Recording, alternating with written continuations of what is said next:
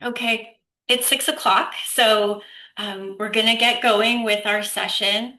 We want to thank everyone for taking time out of their busy days to join us. So this is the Thinking About Running for Council Candidate Information session. Last time we checked, we had quite a few registrants for this session, so we may see more attendees join us over the next few minutes. And that's fine. We can set some reminders for this session as we run through our speakers. So I wanted to note that this session has been organized by the clerks within Halton region. So Oakville, Burlington, Milton, Halton Hills, so the clerks and the election teams. I don't know if everyone wants to sort of put their camera on and just say hi from the regional municipalities. Everyone, thank you so much. This is a group effort, really. I know. Really an effort for our election teams to, set up something for information for candidates that they may find useful as we head into the election period. So for anyone who is interested in filing their nomination papers or learning more about the upcoming municipal election, please head on over to our websites. Check out our dedicated election web pages. There will be contact information for all of our election teams on those web pages. So please reach out if you have any questions. And just as a reminder, that is oakville.ca, burlington.ca, haltonhills.ca, and milton.ca. So my name is Megan Reed, and I'm joined by Greta Susha here at the town of Milton, and we're going to work together to moderate tonight's session with the support of our regional partners who are on the call as well. So as moderators, we're going to help sort of guide us through the session with the speakers, and we will be capturing those questions that are within the chat so that the speakers can answer those questions. But before we begin, I just wanted to run through some housekeeping items for everyone. So this session is being recorded, and we do hope to post this on our election web pages in the coming days. We have two speakers for this session today. So please submit any questions that you have within the chat feature of Zoom, and we will be collecting those questions to ask of the speakers. We will try to get to as many questions as we can, but again, being respectful of time, we will have to move on to our second speaker. And near the end of the session, there will be more opportunity to be able to have those questions answered. We do have a firm stop at 8:30 tonight. So hopefully we can get through all the questions, but if we don't get through those questions, we will be collecting them, working to get the responses, and we will send them out to the attendees via email, since we do have your emails to register for this session. So if you did arrive early, then you were able to see Greta working with our speakers and testing and making sure that everything was going to go smoothly tonight. So I will now turn it over to Greta, who's going to introduce our speakers and get the session going. So over to you, Greta. Okay, welcome everyone, especially our attendees. The number keeps growing. We appreciate that. Our first speaker for tonight is Kelly Linton. Welcome, Kelly. Kelly is a government change specialist with over 25 years of experience helping municipalities across Canada become more effective, efficient, and citizen-focused. His areas of focus have been strategic planning, organizational review, process redesign, and council staff relations. Dissatisfied with providing advice from the sidelines, Kelly entered the world of local politics with the tagline, "Getting Things Done." He won back-to-back elections in 2018 and 2014 and 2018. And after 8 years as mayor of Centre Wellington, the term of 2014 to 2022, and 4 years as warden of Centre Wellington County, Wellington County.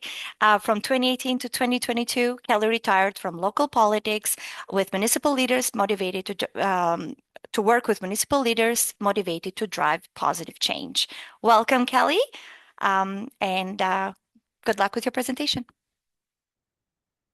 Thanks very much, Greta, and I'll share my presentation here. I'm looking forward to spending some time with everyone.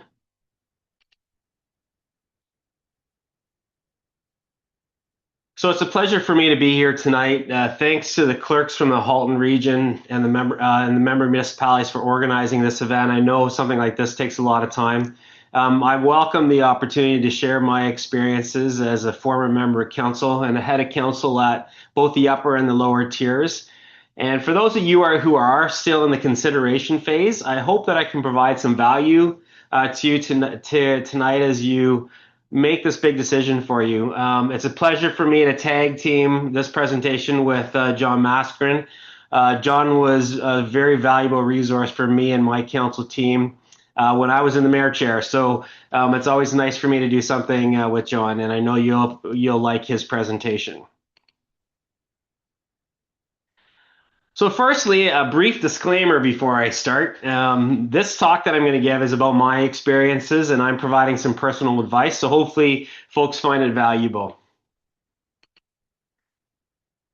So I'll provide a little bit of a brief introduction about me and give you a little bit of context, share my thoughts on the roles, responsibilities, and limitations of being a member of council. I'll touch on respect and teamwork. I'll talk about the formality of local government. I'll provide my opinion on the importance of setting your own personal boundaries, share some campaign tips, and I'll end with my suggested checklist that you can go through to make this important decision about whether or not to run for office.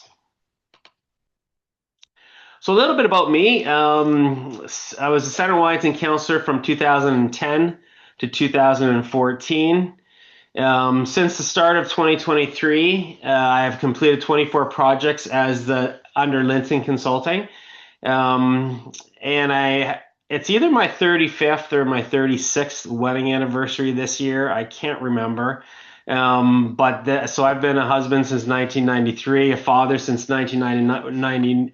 I have a 26-year-old daughter, Kaylin, a 24-year-old son, Christian.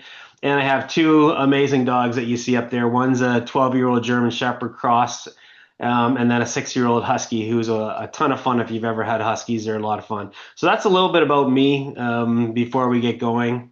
And I don't think we can go around the room to find out about everybody else, but that would be fun to do.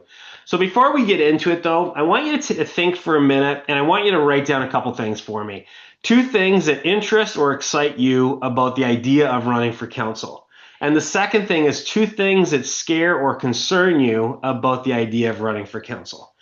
So if I don't touch on either of these items by the end of the session, then make sure that you put a question in the chat and we'll make sure that we cover that off, because those are a couple of things that you want to think about. I'm first going to talk a little bit about council rules, responsibilities, and limitations. So a member of council has 3 roles. They have a representative role, listen to your residents' concerns, attend community events, advocate for your residents at council. Pretty straightforward. Members of council also have a policy-making role. So developing, evaluating, and voting on bylaws, policies, and municipal services, as well as the annual budget. And then the third role is a steward role. So ensuring the financial integrity of the municipality and overseeing administrative practices that are in place to implement those decisions. So seems pretty straightforward, right? But the problem is that sometimes those roles conflict with each other. So I'll give you an example of that. So I was working with a medium-sized municipality about a year ago, and the municipality had just gone through a pretty rigorous parks and recreation study. And 54% of residents came back and they said that they wanted the town to build a new indoor gym. But the problem was this municipality was in terrible shape and they couldn't afford this without going into some crazy levels of debt. So this put the members of council in a tough spot. So in their role as a representative of the people, they should support in investing in this new gym. But in their role as a steward of the municipal finances, those members had a duty to say no to it. So sometimes wearing those 3 hats is not as easy as it seems. Talk a little bit about legitimacy and limitation. So being elected as a member of council is a big deal. Once you're elected, you become a member of a team of elected individuals who together make decisions, take actions that impact the day-to-day life in your community. You have legitimacy. Well, citizen advisory groups, community neighborhood groups, special interest groups, they can provide input, advice, and subject matter expertise. Only council has the legitimacy to make decisions. when it comes to local government. So this legitimacy only applies to you as a member of council.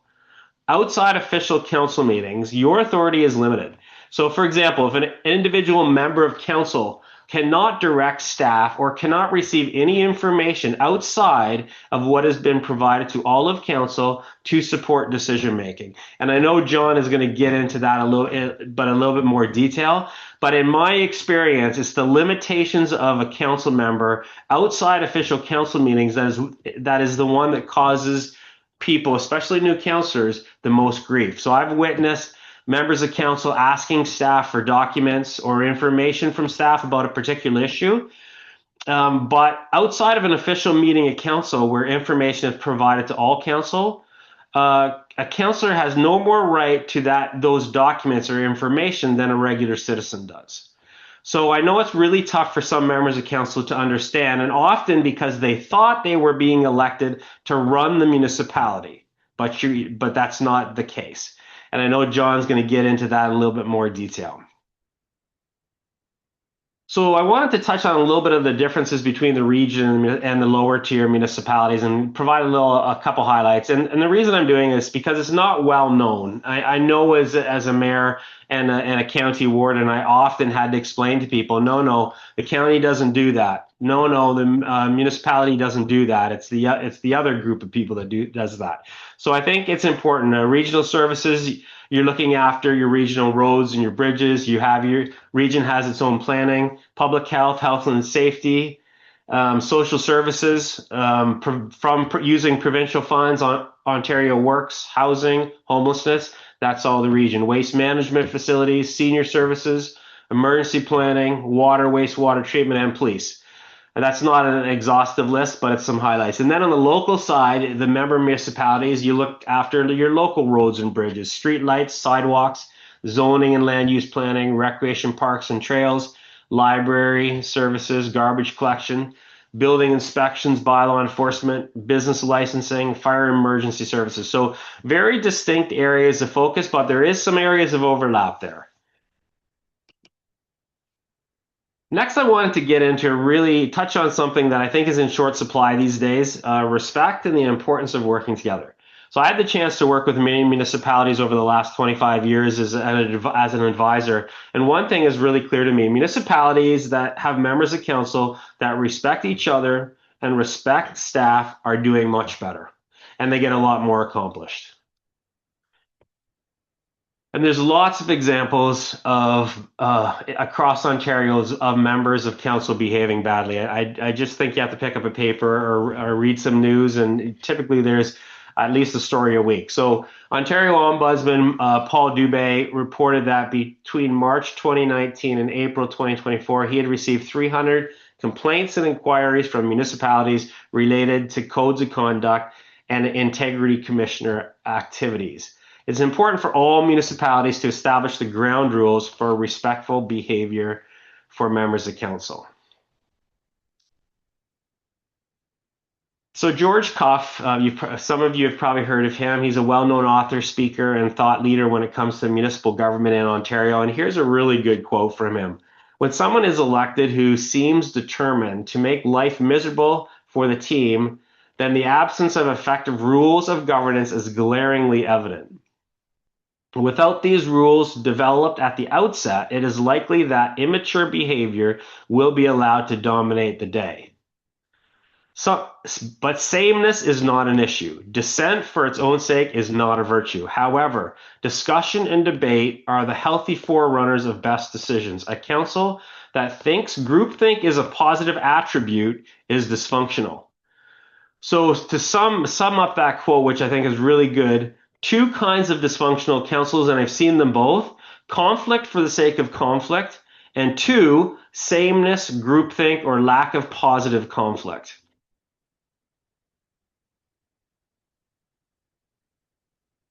So disagreement is not just okay, it's necessary, but it needs to be respectful. Positive conflict is good. The best teams that I've ever worked with are the ones that know how to disagree respectfully. Give others an opportunity to change your mind. It's okay to be wrong. Active listening is important. Ask lots of questions. Show respect always. Respect other councillors. Respect your staff. I personally love scrappy discussions. I love passionate disagreements. And I respect people who disagree with me. That's the only way that you get really good decisions, is when you have the freedom to respectfully disagree with each other and work out the best solutions together.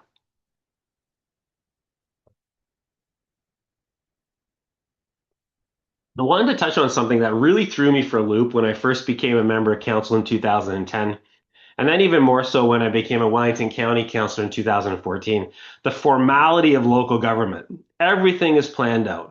To me, everything felt choreographed. I was so surprised that council meetings were not discussions. You see, I grew up in a pretty rambunctious big family. I was the oldest of 7 kids.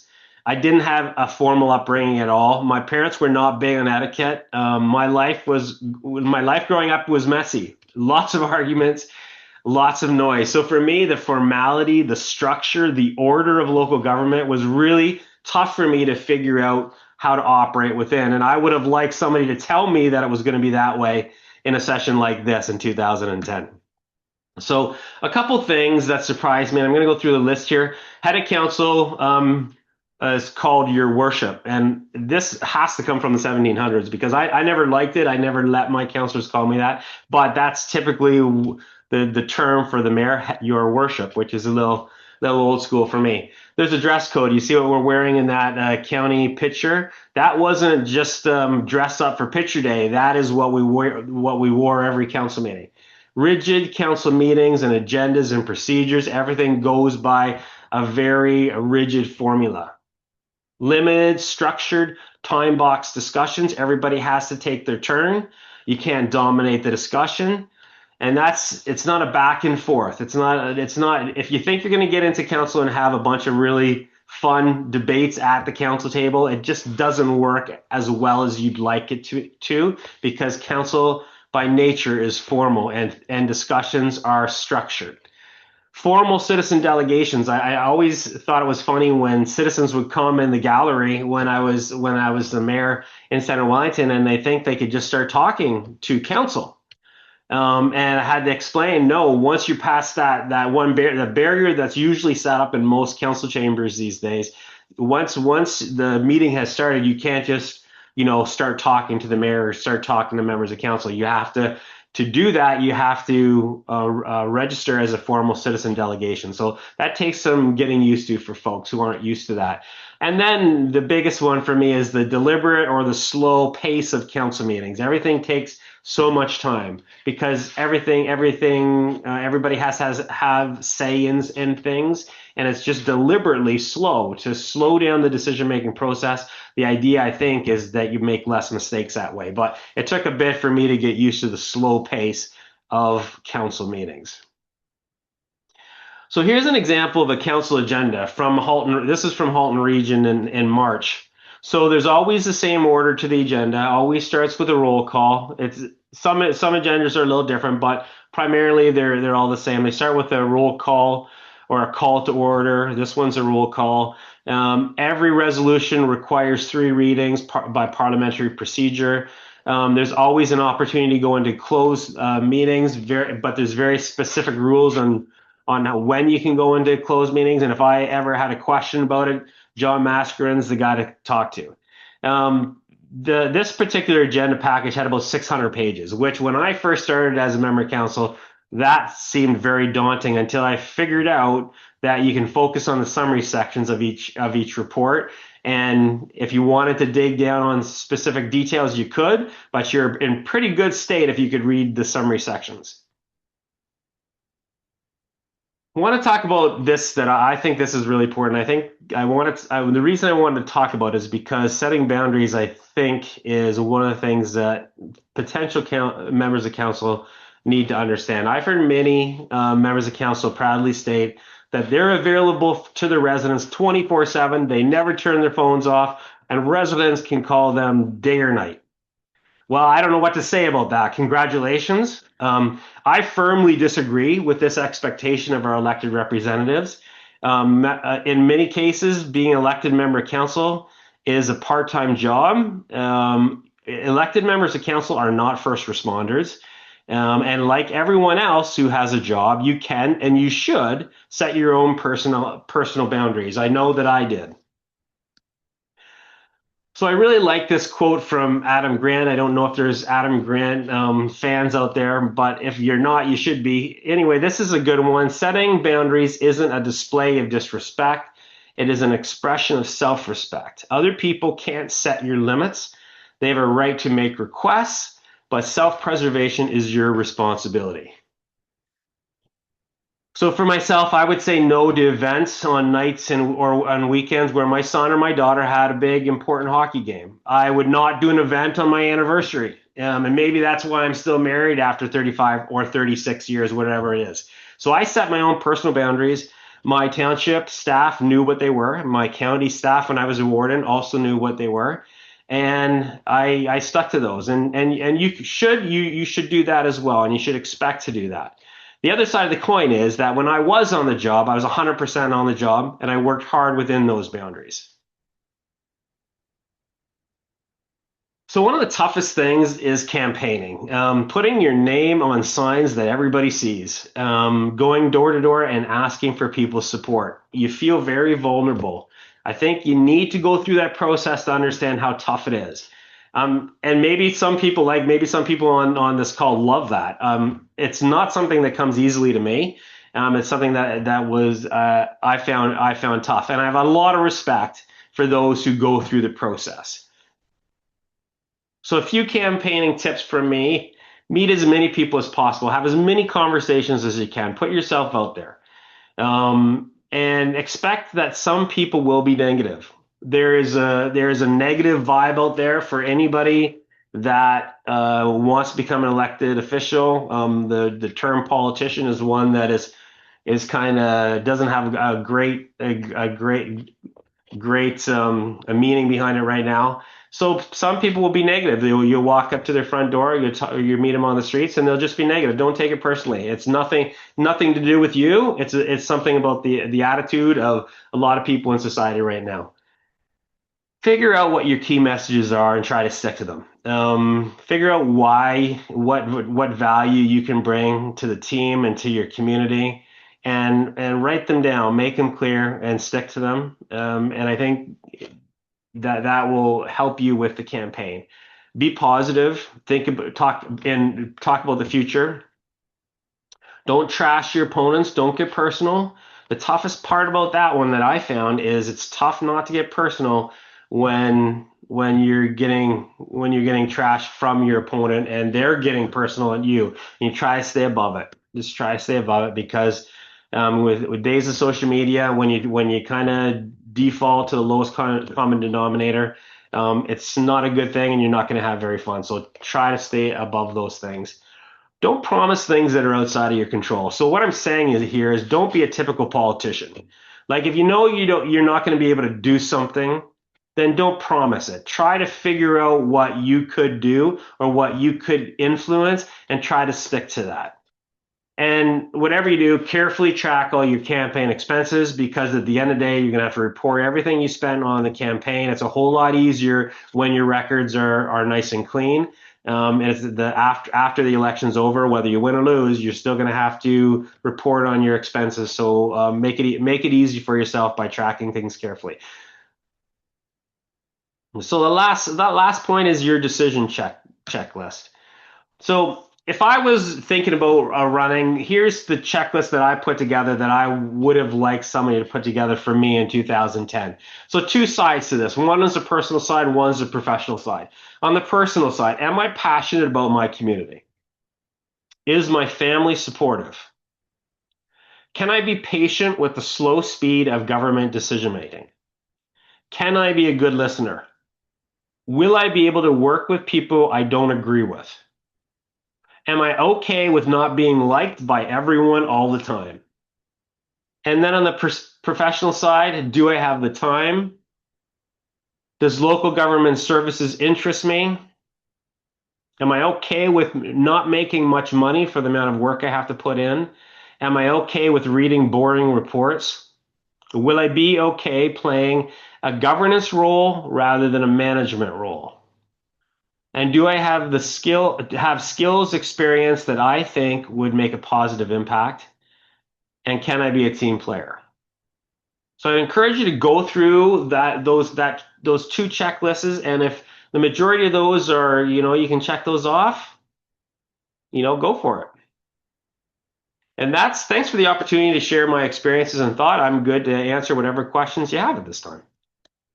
Thank you so much, Kelly, for that presentation. Just that political perspective that we really don't see on the town staff municipal clerk side. So very interesting. And we do have a couple of questions in the chat, Kelly. So we do have one about campaign expenses, which we'll get to, but a couple of questions that would maybe apply to your presentation specifically. So as a town clerk, maybe I can kind of help with this one, so not to step in over you, but there's a question, do council follow Robert's rules? So obviously Robert's rules of order, they're talking about meetings.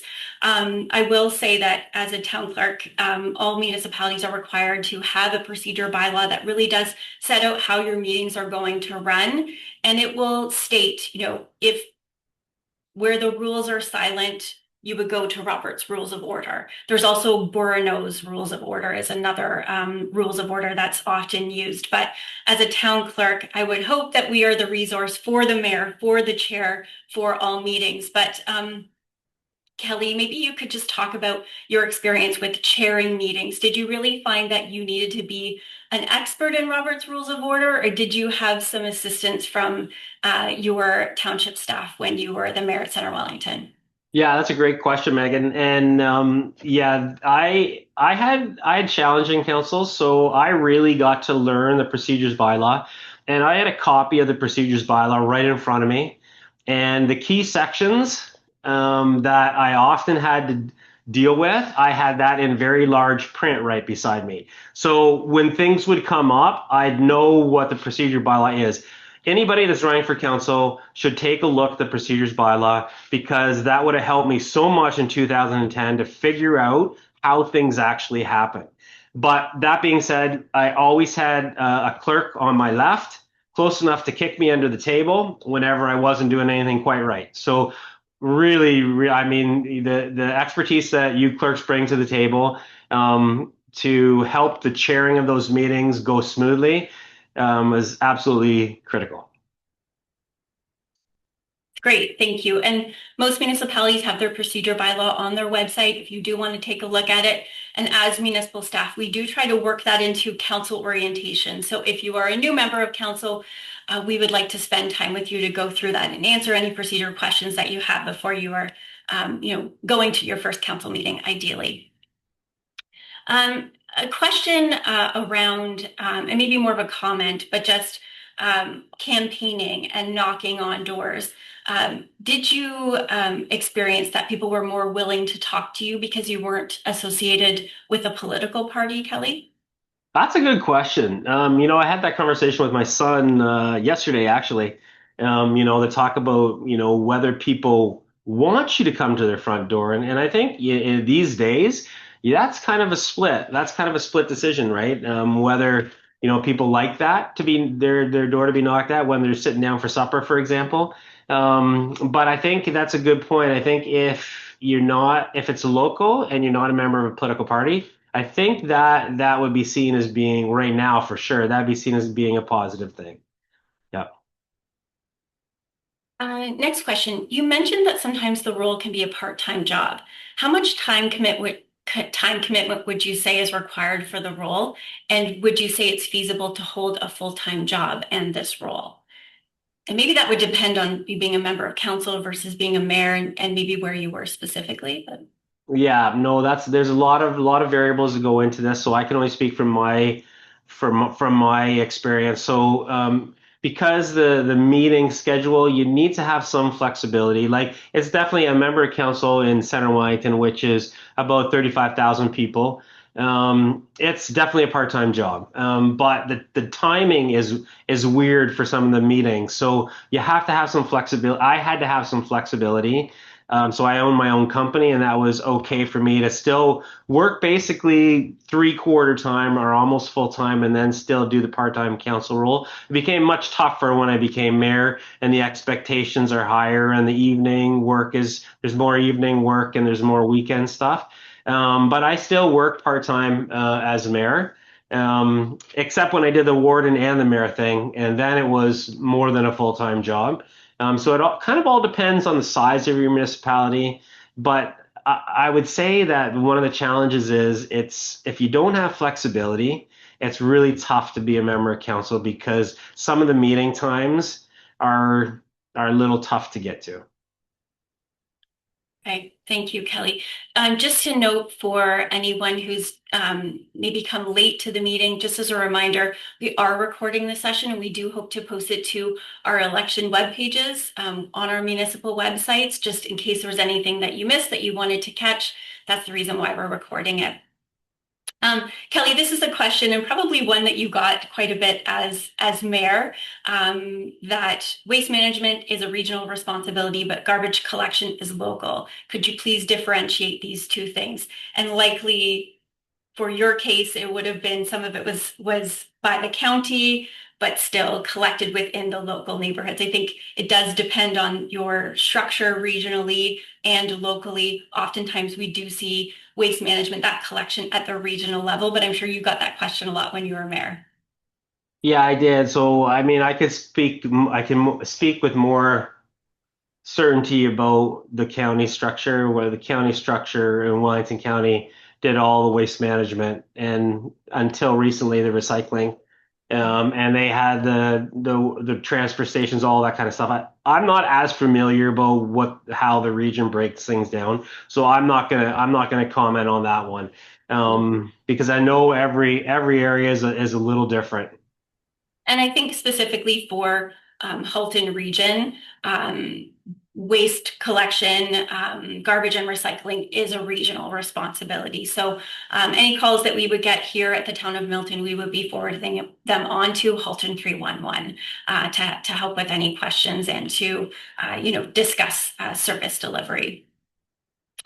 We have some questions about, eligibility to be on council, and I would encourage anyone who has questions about their eligibility just to visit our municipal websites, oakville.ca, burlington.ca, haltonhills.ca, milton.ca, just to take a look at our election web pages, and they will talk about, your eligibility to be on council and give you all the information that you need.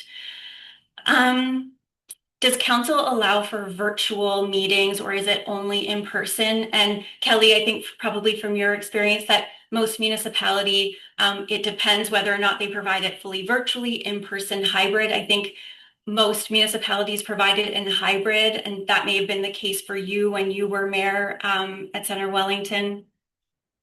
Yeah, when I was mayor, yeah, we had to go virtual because the pandemic required us to do things differently. Yeah.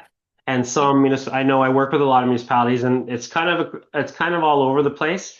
Some allow hybrid, Mhm. and yeah, so you kind of have to see and it has to be in a municipality's procedural bylaw what they allow. Yeah. So, whatever municipality you're interested in, check out their procedural bylaw to figure out what they allow as far as hybrid or virtual meetings.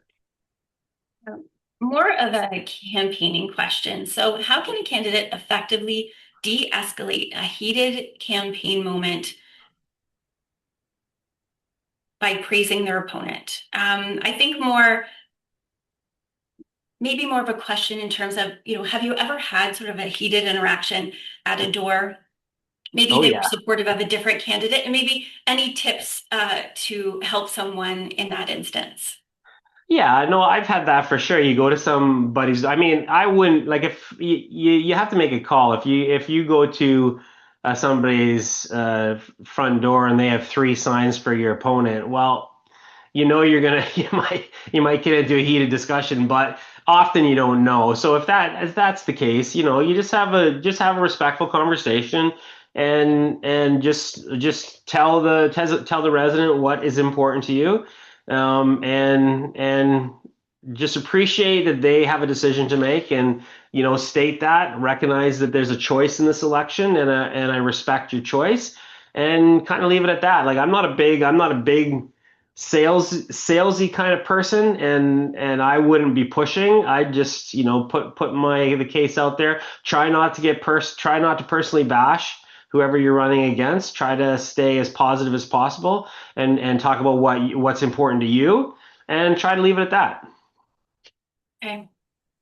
Another question for you, Kelly, and then we have a few campaign finance questions that we'll address as the municipal staff. But can you comment on the relationship between council and staff? There's a formality, but how did the two work together to achieve objectives rather than oppose each other?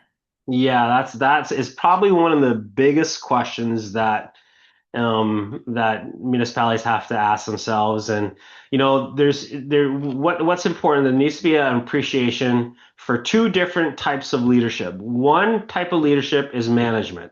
That's staff. The staff, and under the chief administrative officer, they're tasked with managing the business of that municipality. The council is the type of leadership role that council plays is governance. So they oversee policy, they oversee the strategic priorities, but they don't get into operating the business of the day. So they can't direct staff to do this, that, or the other. So the challenges that I've seen in my work that I've done as a consultant is when either council doesn't appreciate that they're getting into the operational weeds, or staff are starting to make policy decisions that fit within the realm of council. So if both types of leaders, both pieces of the leadership group understand their roles and they stick within their roles, things are going to work out and they'll be able to work together. When I do strategic planning with municipalities, I always have the management team, staff, and the governance team, council, in the same room at the same time, asking and answering the same kinds of questions, because they provide a different aspect of leadership to those discussions. And if you can get on the same page together early on in your council term, good things happen downstream. Okay. A couple more questions have come in, Kelly. And I said there were some questions about campaign financing that we can address. But question for you: what did you wish that you knew prior to running?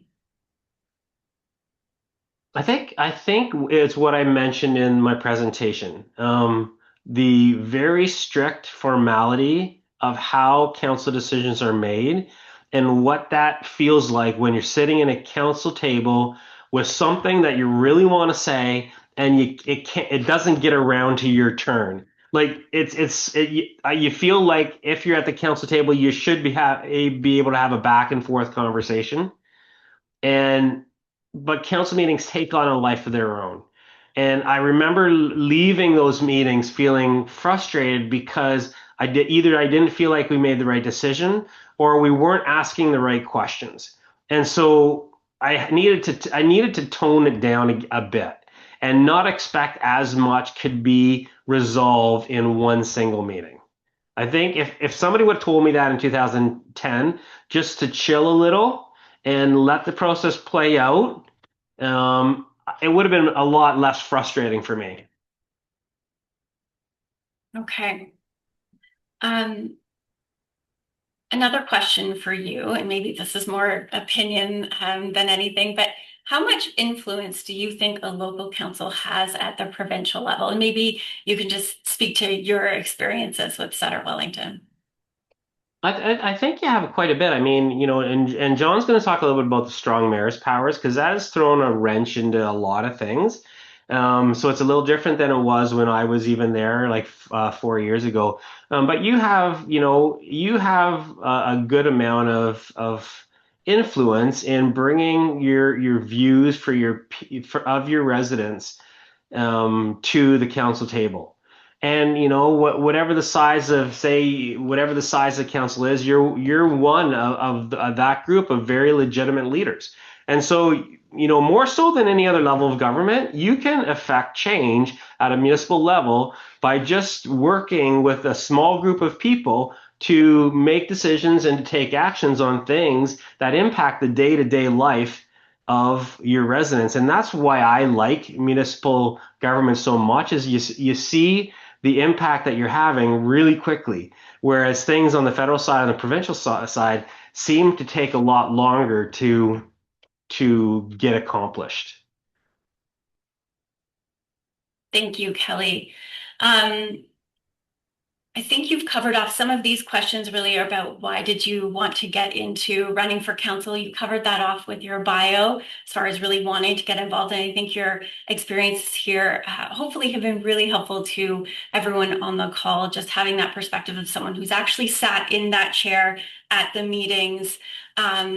We do have a couple of campaign expense questions, Kelly, just to finish up the presentation, but I really did want to thank you so much on behalf of everyone here, not only the attendees, but also the regional partners here. We really do appreciate you taking that time.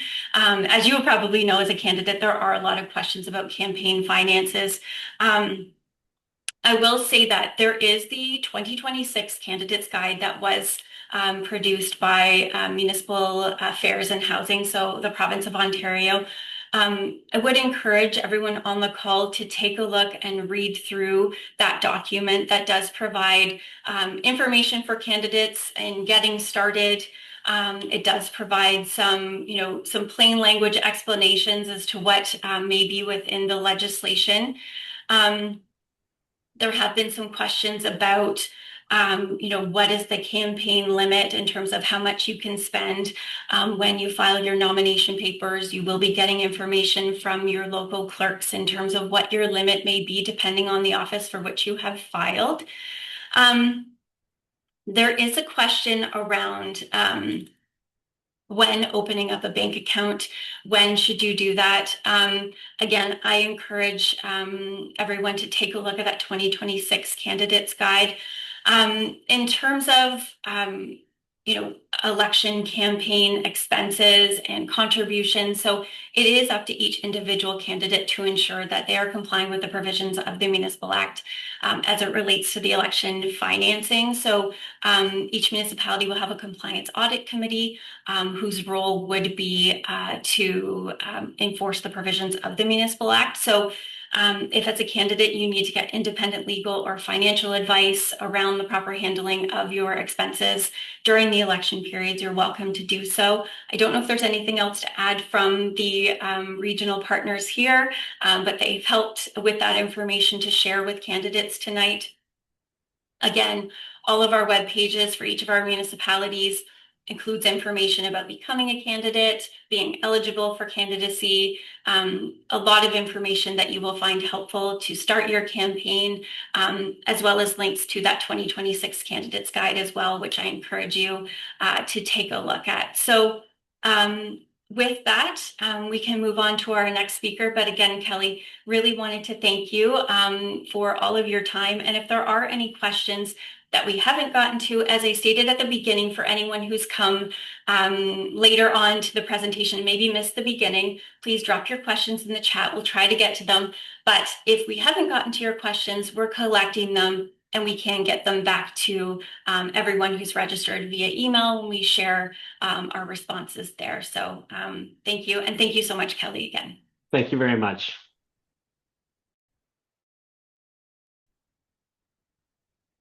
And we are just going to welcome our second speaker, John Mascarin. Thank you. Welcome.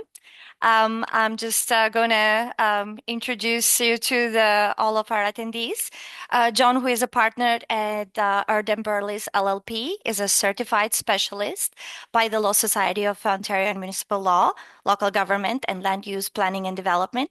He's also an adjunct professor at Osgoode Hall Law School, co-author of the Annotated Municipal Act, Ontario Municipal Act and Commentary, all editions, and 3 other published texts. John has received the Ontario Bar Association Award of Excellence in Municipal Law in 2023 and Distinguished Canadian Municipal Lawyer Award from the International Municipal Lawyers Association in 2022. Welcome, John, and take it away. Thank you very much, Greta. You made me sound like really like Famous. knowledgeable. This is great. Which I think someone needs to be following Kelly Linton, who I've worked with and I've thoroughly enjoyed. And I hope people who are watching and listening, because Kelly has some incredibly great insights. He's a real dynamic, knowledgeable leader. And I found that out when he was the mayor of Center Wellington and we worked together. And he has some really terrific insights. So it was really fortunate that I got to speak with him today. I want to thank you, Greta, and the other clerks from Halton Region for inviting me. It's my pleasure to be here tonight.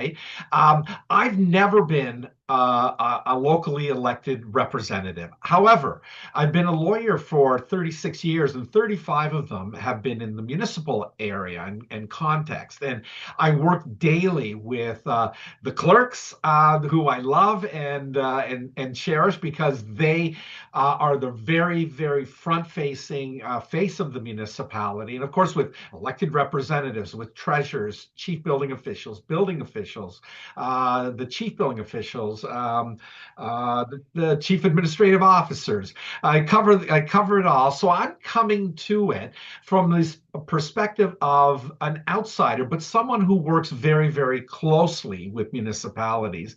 And I hope the next hour or so will be somewhat enlightening because I'm bringing to you what I hope will be a little bit of understanding, maybe not from the practicality that Kelly brought to it, but maybe from more of an outsider's view of how local government is perceived as a person who has to work with local government on a daily basis. So, Greta, if it's okay with you, I'm going to share my screen now, and I will, hopefully this will work. And I've got a slide deck, and please let me know if you can see this. I think you can now, right? Yes, we can. Thank you. Okay, terrific. So I'm going to start my presentation this evening with some themes. I'm going to be quoting short quotes from a number of sources, important sources from municipal law.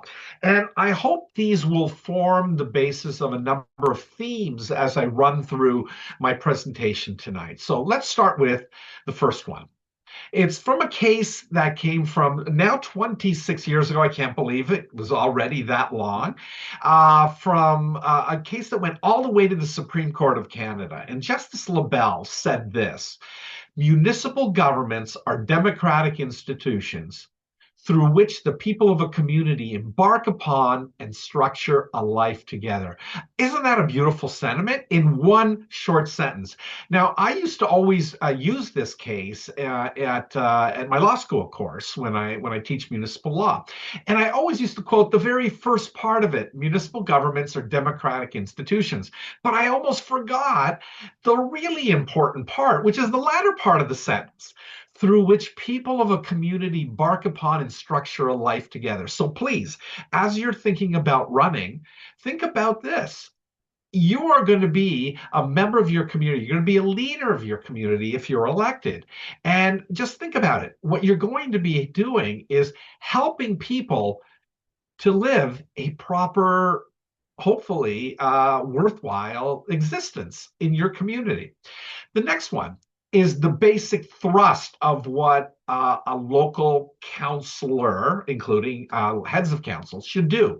This is from Mr. Rogers' seminal work, The Law of Canadian Municipal Corporations. Ian Rogers was a well-known municipal lawyer. He wrote his first edition in 1959, and it was significantly updated in the 1970s. And he wrote, while serving on council, members are under a duty to act in the best interests of the corporation and the citizens they represent.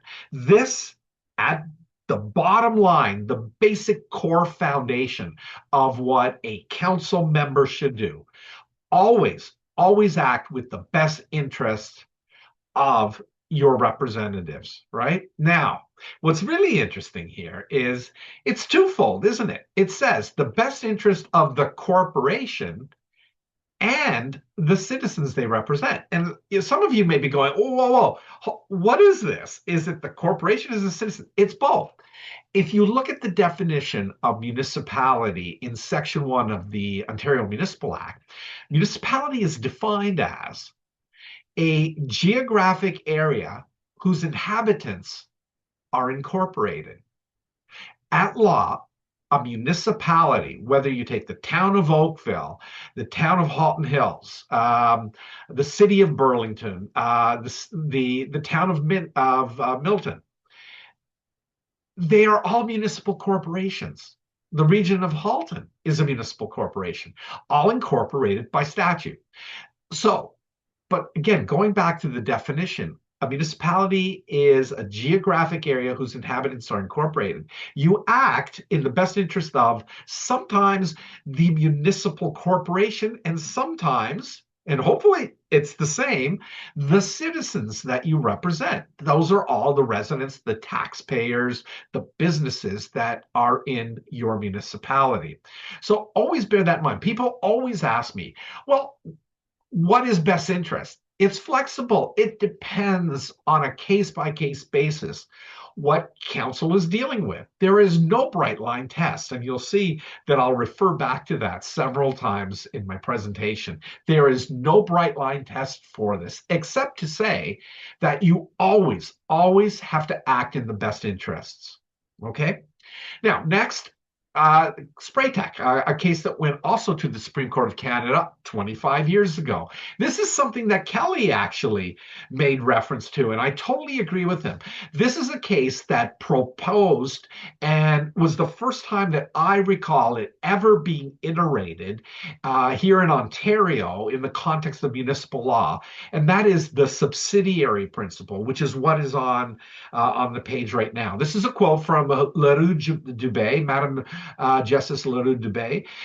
Lawmaking and implementation are often best achieved at a level of government that is not only the most effective, but also the closest to the citizens affected, and thus most responsive to their needs, to local distinctiveness, and to population diversity.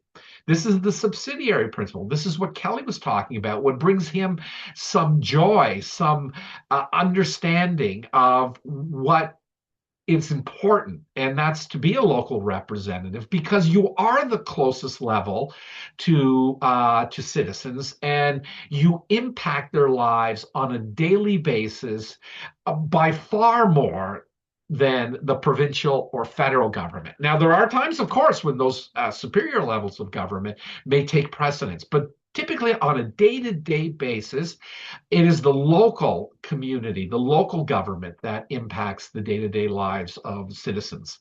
Again, from a case that dealt with, of all things, cosmetic pesticide control and whether a municipality could pass a bylaw to regulate it.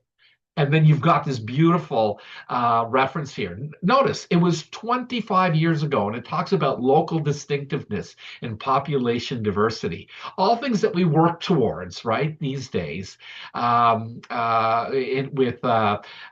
EDI, right?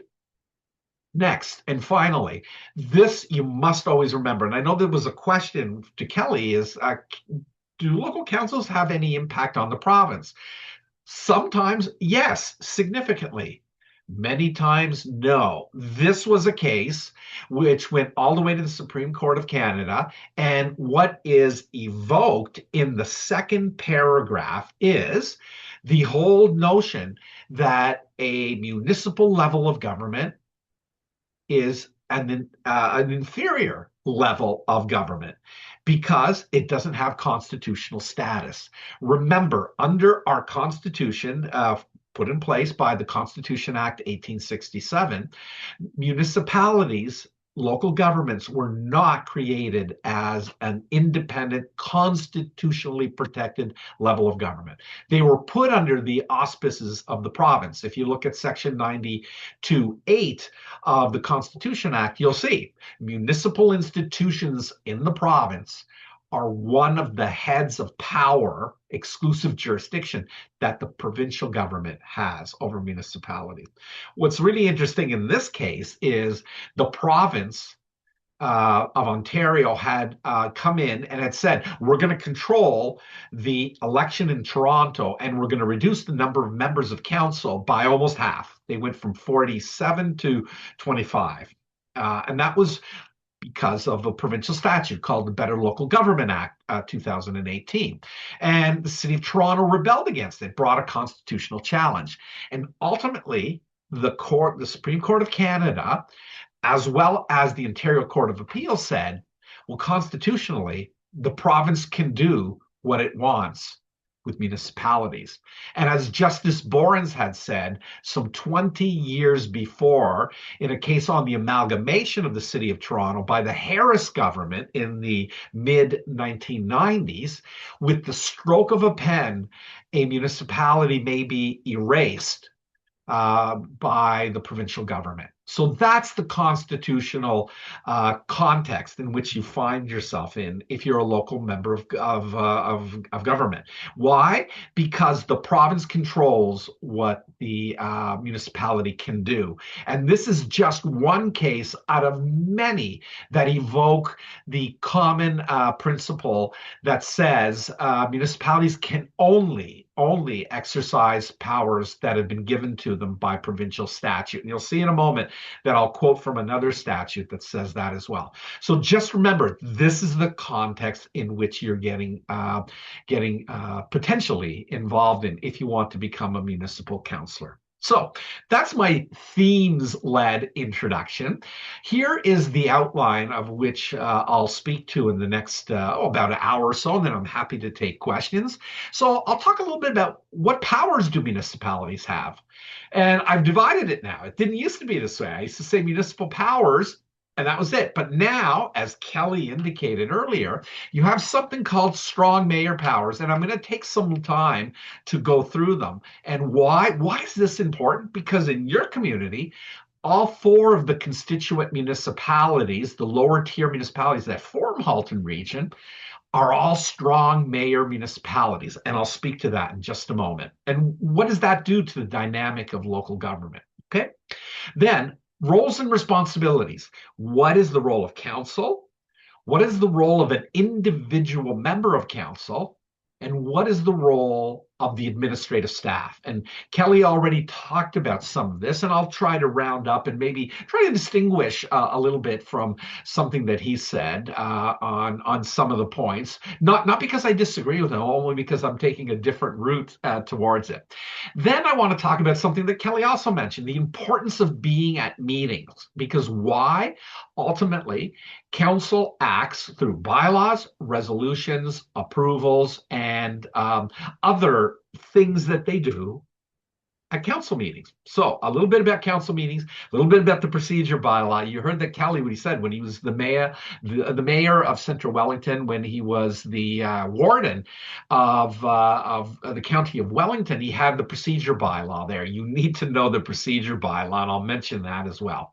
And then finally, I want to round up with two other points. One is municipal accountability, something that's notorious and gets into the news almost daily. You cannot now look at the news, social media, regular media, and not see something about an integrity commissioner finding this, a closed meeting investigator, an ombudsman doing that. So you have to know about the ethical context of local government. And then finally, just briefly, I want to speak about Municipal Freedom of Information and Protection of Privacy Act. So that's my outline.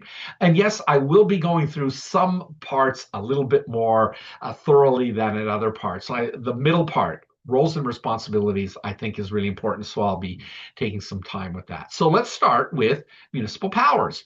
The purposes of a municipality are set out right in Section 2 of the Municipal Act here. And the Municipal Act governs every municipality in Ontario except the City of Toronto. The City of Toronto has its own statute called the City of Toronto Act, which is about 97% the same as the Municipal Act. But some 20 years ago decided, no, we had to have a separate statute. There's a whole history to that. If you ever want to read about it, I wrote a book. My partner, Leo Longa, and I wrote a book called A Comprehensive Guide to the City of Toronto Act. the purposes. Municipalities are created by the province of Ontario. Yes, that's what I just told you constitutionally. For what reason? To be responsible and accountable governments, okay, but with respect to matters within their jurisdiction. So it's limitations right there. And each municipality is given powers and duties under this act and many other acts. About 20 years ago, I did some work for the Law Society of Upper Canada, now the Law Society of Ontario. They wanted to know, what does a person who wants to become a specialist in municipal law need to know? What are the things? Well, I found at the time that there was over 130 separate statutes that dealt some way with municipal powers. I think since 20 years ago, that number has exponentially increased. You probably now need to know about 200 statutes in Ontario to be a certified specialist in municipal law. And you have to have a basic, really fundamental core understanding of about 30 particular statutes, including some that I'll show you in just a moment. And then overall, why? Because these municipalities exist to provide good government, but again, only with respect to the matters within their jurisdiction. You always have to remember, you don't have overarching constitutional jurisdiction as a council or as a member of council. You only have limited, prescribed, delegated powers by the provincial government. Okay? Greenbaum, this is the case I wanted to put out. Municipalities are entirely creatures of provincial statute. You will see this iterated over and over again in statutes, in cases that go to the courts. Why? These cases typically are challenges to municipal authority. And when there's a limitation, the court, the judge, typically trots out the old statement, municipalities are creatures of provincial statute. Why? Because they can only exercise those powers which are explicitly conferred upon them by provincial statute. That's the express doctrine principle. Now, it is not absolutely clear and unambiguous, because there actually is a doctrine called Dillon's rule. And Dillon's rule actually says that municipalities have the powers that are expressly delegated to them, the powers that can be implied from any express powers given to them, and as well, powers that are necessarily, by implication, necessary for them to carry out their purposes and objectives. So it's just a little broader than what's on the page now, but Justice Iacobucci wanted to limit the municipalities' powers, or came to a decision that the municipalities' powers were limited, and so he referred to the first branch of the creatures of provincial statute. So here are some sources. Remember I said there's probably like 200 statutes? Well, here are the main sources of municipal authority. Again, statutes from the provincial government, not from the federal government, from the provincial government to municipalities that give municipalities powers. The main two are the first two. The Municipal Act that gives municipalities natural person powers, broad authority powers, powers through spheres of jurisdiction, and then specific municipal powers. And these are all encompassed in a broad-based omnibus municipal statute, all in a statute that's about this thick. It's about 600 pages, the Ontario Municipal Act. The Planning Act is the second statute that municipalities get a broad range of powers. This is where municipalities can exercise their land use planning authority through things like zoning bylaws, site plan control, development control, provisional consents, final consents, subdivision control, all things, official plans, all things that municipalities can put in place and sometimes are required to put in place with respect to land use planning. In some municipalities, in some provinces, the Municipal Act and the Planning Act are actually combined in one. Those are mammoth, huge statutes. Here in Ontario, we've divided them in two. You will often see that in a number of jurisdictions, but not all jurisdictions. Some will just have a Municipal Government Act, like Alberta, which encompasses the Planning Act within it. Then you have other statutes, the Ontario Heritage Act, that talks about preservation, protection, conservation of heritage, buildings and lands. The Development Charges Act, that's a taxation statute where municipalities can impose charges on the development of land to raise money for growth-related capital cost of building infrastructure to support the growth that's happening in municipalities through development. You have the Building Code. The Building Code is a provincial statute where the province puts in place a building code, which is a uniform provincial-wide code that says how you can build, how you can demolish, how you can change the use of buildings and structures. And yet, it delegates all of this down to municipalities. And so it's the responsibility of municipalities to carry out the building enforcement inspection process. And that's here in Ontario. It's interesting. In BC, they only did this a few years ago. And I remember getting a call from a BC lawyer going, John, we're proposing this crazy thing here where the province is now going to delegate to municipalities the responsibility for looking after buildings. And I said, that's been in place in Ontario since 1975. The Building Code Act 1974 was passed to take effect January 1st, 1975, and that's when the first provincial-wide building code came into play in Ontario here. And it's still in place in different format. And then the Fire Protection and Prevention Act, which deals with fire safety and protection.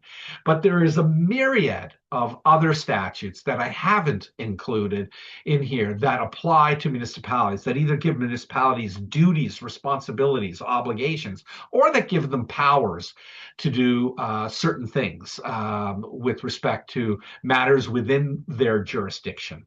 Okay, I like this quote from R versus Tsui. Mr. Tsui had actually called me years ago to represent him. I didn't take on the case, which was too bad because it ended up going to the Ontario Court of Appeal.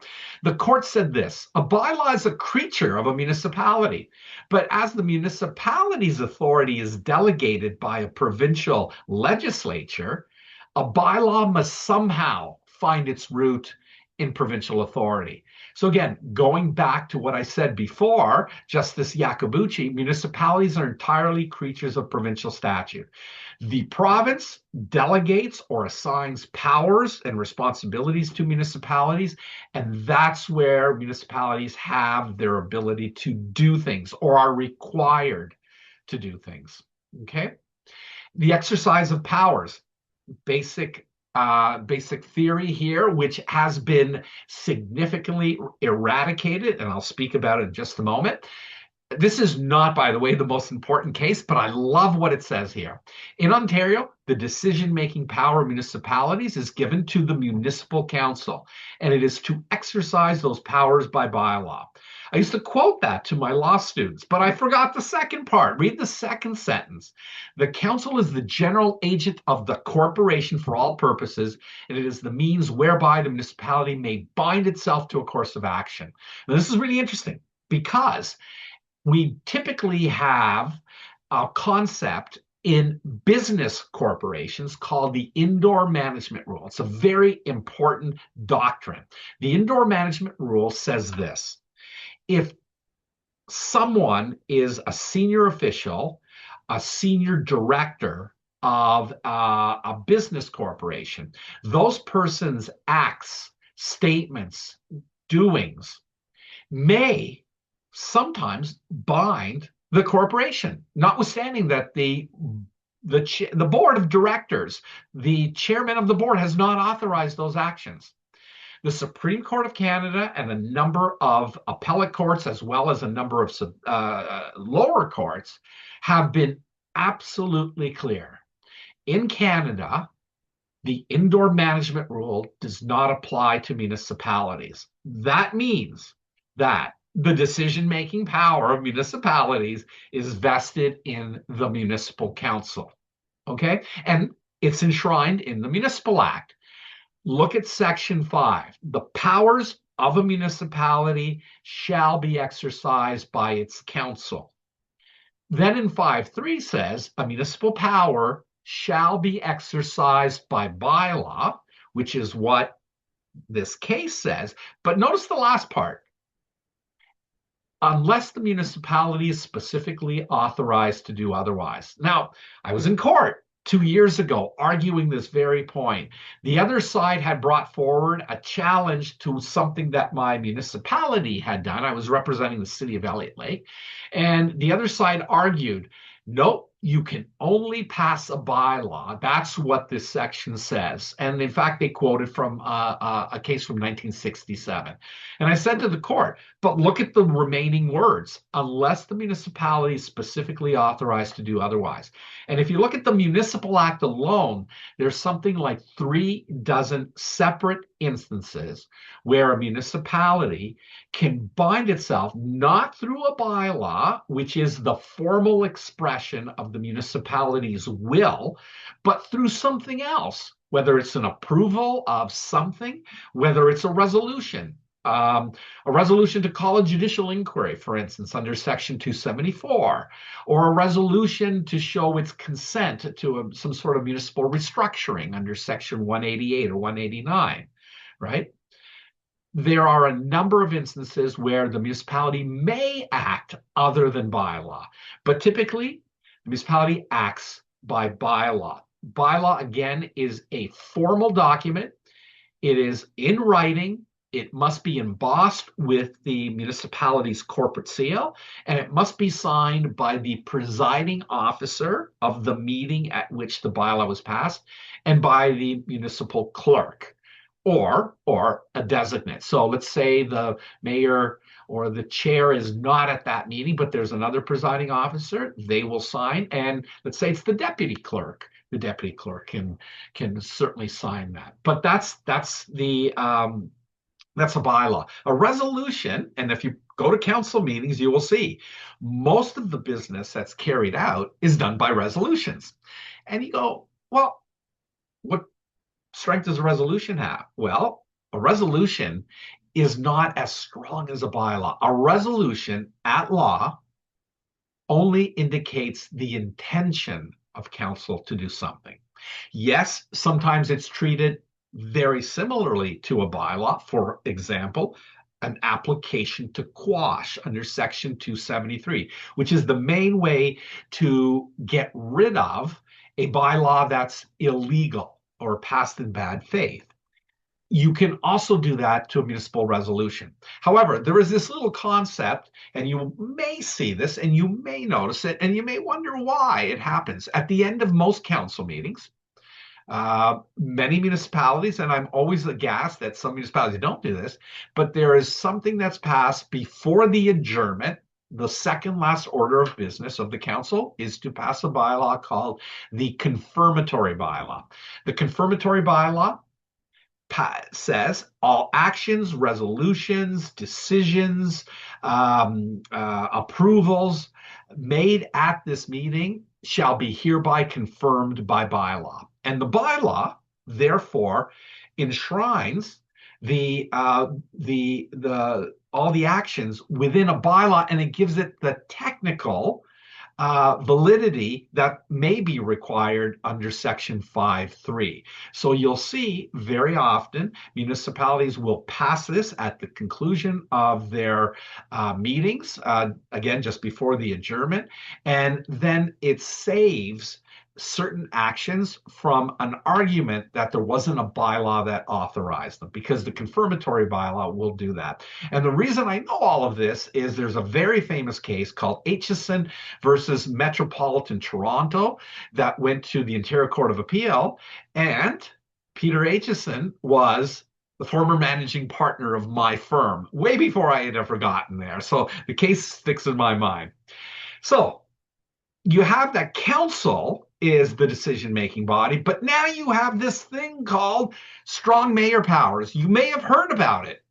This is something that's taken hold. The majority the second majority progressive conservative government in Ontario in 2022, after it received its mandate in June of 2022, decided to pass a new piece of legislation called Strong Mayors, Building Homes Act. And that put in place for only at that time 2 municipalities, the City of Ottawa, City of Toronto, a concept that's now taken hold of a whole bunch of municipalities. I'll show you that in just a moment, called strong mayor powers. In Ontario, we've always had local governments since pre-Confederation, a weak mayor system. It's the traditional historical level of government throughout Canada as well as Ontario. The head of council is in a weak mayor system, a leader among equals, only has a single vote at council. And while they are the main representatives and the usual spokesperson, they only have a very limited authority. Council is the elected assembly, and it acts as the collective body, and is usually done by majority vote to implement its decisions. And it's typically done in an open forum, and I'll speak about that in a moment. That is the weak mayor system. This is the system that was in place throughout all of Canada, except now here in Ontario. And here, I'm going to show you next the origin story. Where did this happen? Ta-da! Here it is. This is where it came from. In this book, yes, it is our premier, and yes, it's the former mayor of the City of Toronto, Rob Ford and Doug Ford. This quote is attributed to Doug Ford. If I ever get to the provincial level of politics, municipal affairs is the first thing I would want to change. I think mayors across the province deserve stronger powers. One person in charge with veto powers. This is the origin story for strong mayor powers. Now, did Doug Ford know what he was saying at this point? Let me argue, yes, he did a little bit. He had been putting up with, this book was published in 2016, so it must have been written just a little bit before that, right? What happened? His brother, Rob Ford, suffered through a very chaotic first and only term as mayor of the City of Toronto. You'll recall all the scandals. The two brothers were joined at the hip. And I think Doug Ford saw his brother's vision for the City of Toronto sometimes not being followed. Why? Because you had a council of 45 people at the City of Toronto. And it was very, very difficult to get everybody on side. And as the term of office got a little more chaotic, I think people started to abandon the mayor and started to look at other things. So the vision of Rob Ford for the City of Toronto was being eradicated. You'll have to also remember that Doug Ford Sr., the patriarch of the Ford family, had also been a member of provincial parliament. So the Ford family knew something about provincial politics, knew that the province constitutionally ruled over municipalities. And then finally, the last piece of this puzzle of the origin story is, of course, the Ford's family, the Doug Ford Sr., formed a very, very successful company, Deco Labels and Tags. One of its main offices in the US was in Chicago. And what's Chicago known for? Apart from being the Windy City and the Bears and the Cubs that finally won the World Series, okay, all those things, it was known for having the last of the big city mayors. Richard Daley, who was notorious as a iron-fisted ruler of the city of Chicago from the mid-1950s, I think, to the early 1970s, where he actually took higher office. He was a strong mayor. So there was at least some background that the Ford family knew about this concept of strong mayors, which if you read Hansard, which are the legislative debates when Bill 3, the Strong Mayor Building Homes Act, was pronounced, Steve Clark, the former Minister of Municipal Affairs and Housing, talked about how what they did is they looked at the U.S. and the U.S. cities for strong mayors, Los Angeles, New York, Chicago, San Francisco, probably missing a whole bunch, but there are others. So this is the the basic concept of where it came. In Halton region, all 4 of the lower tier municipalities have strong mayors. City of Burlington, Town of Milton, and Town of Oakville all received it on Canada Day 2023 in the first wave of tranches for the big cities in Ontario. And then the town of Halton Hills received it just a little bit later in the third. Is this right? Sorry. July 1st was the second tranche. October on Halloween was the third tranche. And then there was a fourth one, and I'll talk about that in just a moment. So if you're talking about strong mayor powers, and I'm taking some time talking about this because this is so important for anyone considering running, because this is an important statute, it's important a thing that's happened here in Ontario. You have 4 basic things for strong mayors. The Strong Mayor Buildings Home Act enacted and put in place an entirely new part that gave mayors of certain municipalities what are called strong mayor powers. So they're in new part 6.1. That's in the Municipal Act as well as the City of Toronto Act. There was one piece added by Bill 39, and that's a significant piece, one that's been called the erosion of democratic rule in Ontario, majority rule, and you'll see, I'll talk about that in a moment. And then there are 2 regulations. You have to read the regulations together with the statute. The first one is Regulation 53022, and that's the statute that actually sets out the list of all the strong mayor municipalities here in Ontario that have been designated by the Minister of Municipal Affairs and Housing under Section 284.2 of the Municipal Act. It also sets out various procedural rules for how the strong mayor powers are to be used. And then fourthly, there is a regulation 580/22 called provincial priorities. And this is where the province sets out prescribed provincial priorities, and I'll show it to you in a moment, for housing and infrastructure related to housing. And those priorities are important for 3 main sections in the strong mayor powers to be used. Okay. Now I'm going to run through. Oh, one more thing. Just a few days ago, on April the 2nd, the province announced that it was going to be putting forward, and it introduced in the at Queen's Park, the Better Regional Governance Act. That title's to be debated, but Bill 100.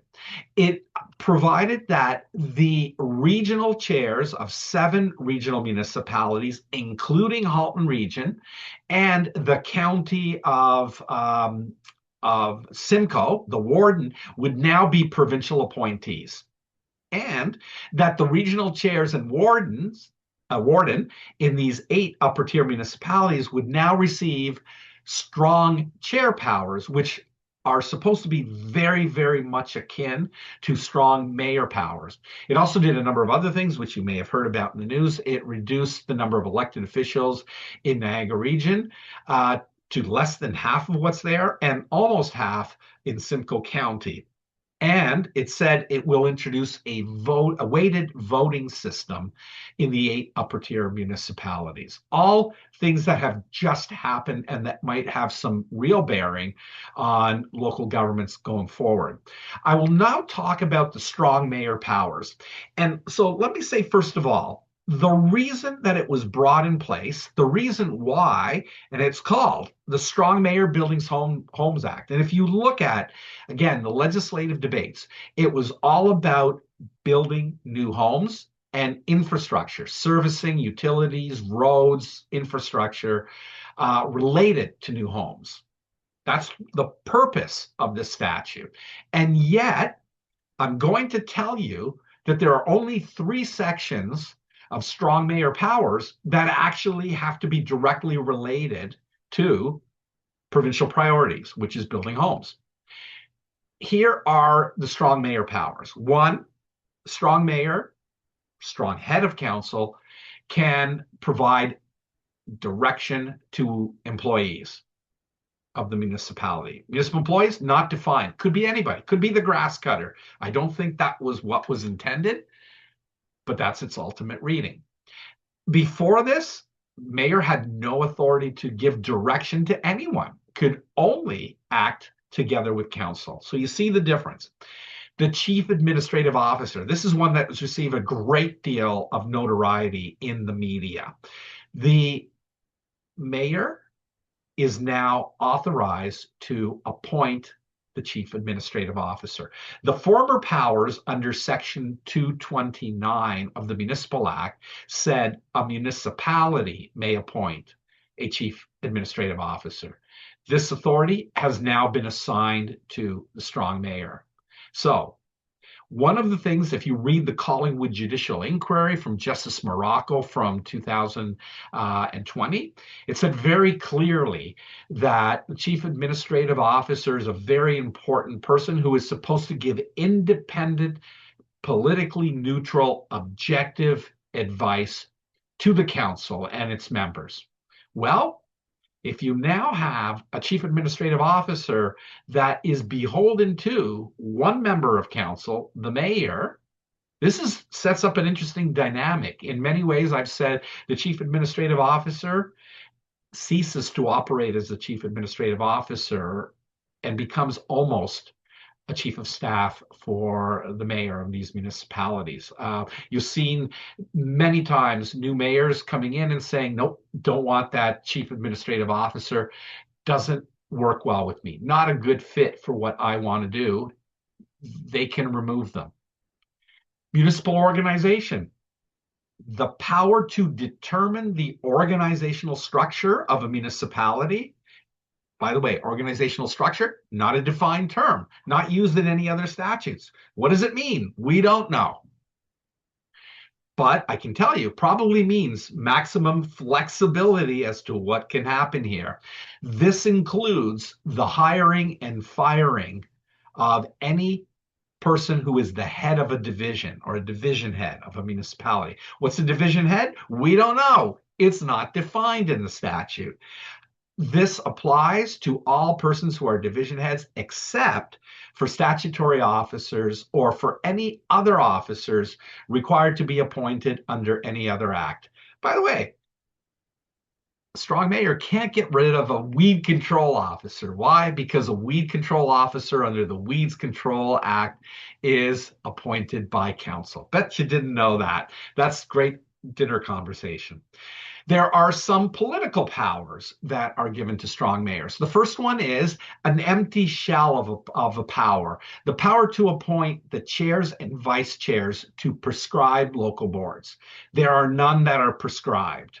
By the way, when the reference is to prescribed something, prescribed means by regulation. Okay, that's a little secret. There are none. However, with committees, there is a definition in Section 4 of Regulation 53022. Prescribed committee means a committee that consists solely of members of council. It doesn't mean that it has to be a committee that's comprised of the entire council, but it can be a committee, I guess, 3 people, even 2, I suppose, that are only members of council. The strong mayor has the power to establish and dissolve committees that are comprised of only members of council, to appoint the chairs and vice chairs, and to set the terms of reference for these committees. That is in place. There are, of course, a number of committees that are not subject to this. Any committees that are with any laypersons are not prescribed committees. These are powers that do not relate at all to provincial priorities. And some of you may be going, what the hey? I thought the whole point was to have new homes built. So why are these powers here? Why are these powers to give direction to municipal employees, to hire and fire the chief administrative officer, to reset and fire division heads and reset the organizational structure of the municipality, and then to do things with committees? Why are they there then if they're not related to provincial priorities? Former Minister of Municipal Affairs and Housing, Steve Clark, answered this question in Hansard in the legislative debates. He says, basically, to give clout to the strong mayor. How much more clout do you have to give when you can set the organizational structure, tell people what to do, admittedly limited to Part 6.1, but also hire and fire the chief administrative officer and then to appoint people to committees? That's a lot of clout. Now, I'm going to turn to the provincial priority powers, and here it is. This is the regulation that talks about provincial priorities. Notice section 1. There's only one section in the regulation. I've shown you the entirety of it. The following are provincial priorities for only 3 sections. Build homes and construct and maintain infrastructure to support the new homes. Okay?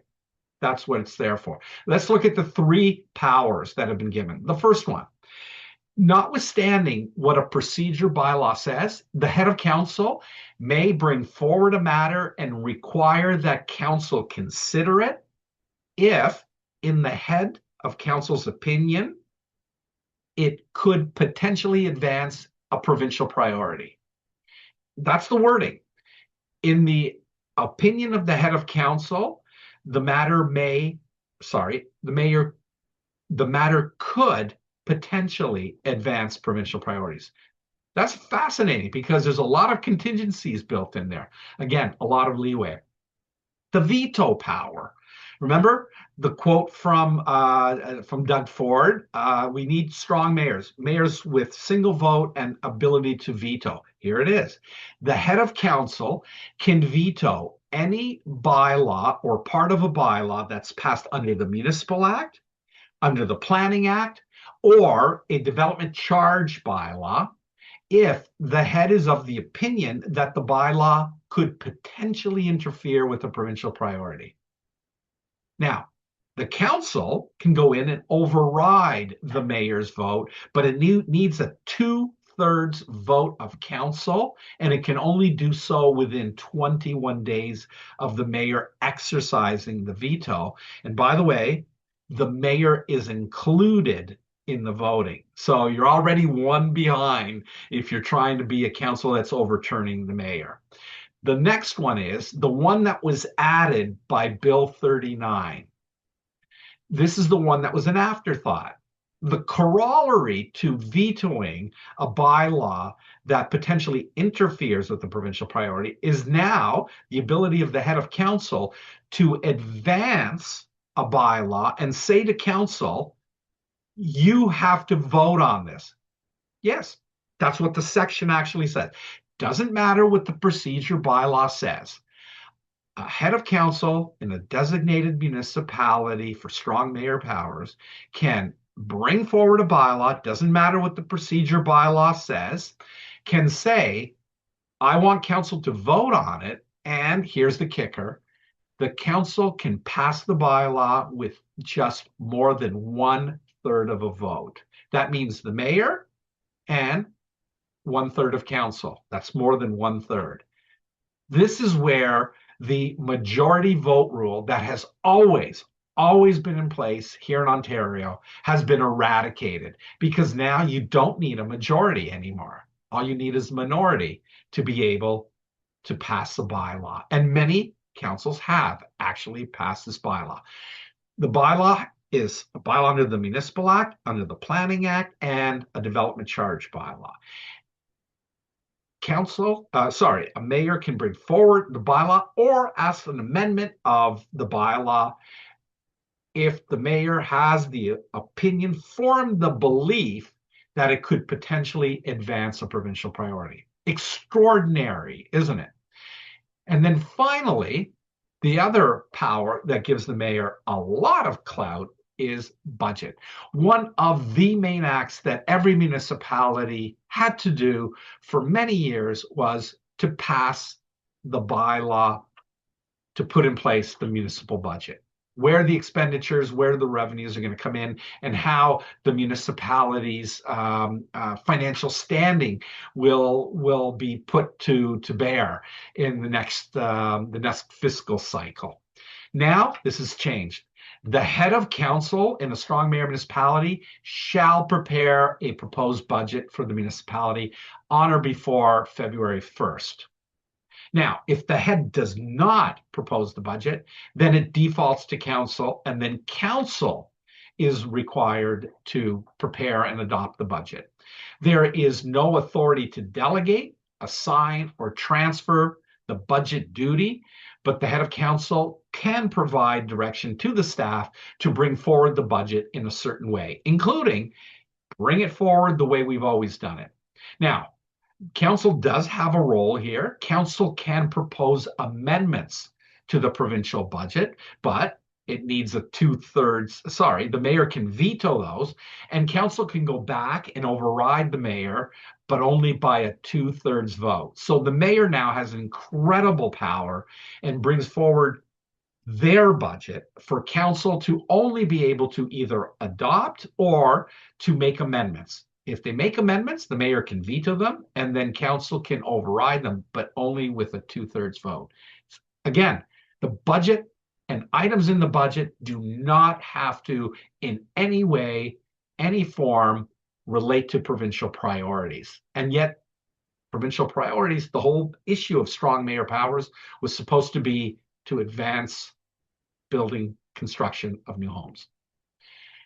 That's it for strong mayor powers. And I've spent a great deal of time because I wanted you to have a good understanding of what this means. You may have wanted to run for council. You may have now gone, wow, the mayor all of a sudden seems to take a lot more authority than the mayor used to before. Is it really worth me being a council member? Maybe. Maybe someone who's thinking of running for mayor might want to say, I don't want to have my head on the chopping block and be the person who's responsible to make centralized unilateral decisions. So all considerations that you may want to bring forward when you potentially run for office. So here is roles and responsibilities. And I will go through this relatively quickly because I do want to get through my presentation and leave some questions, time for questions.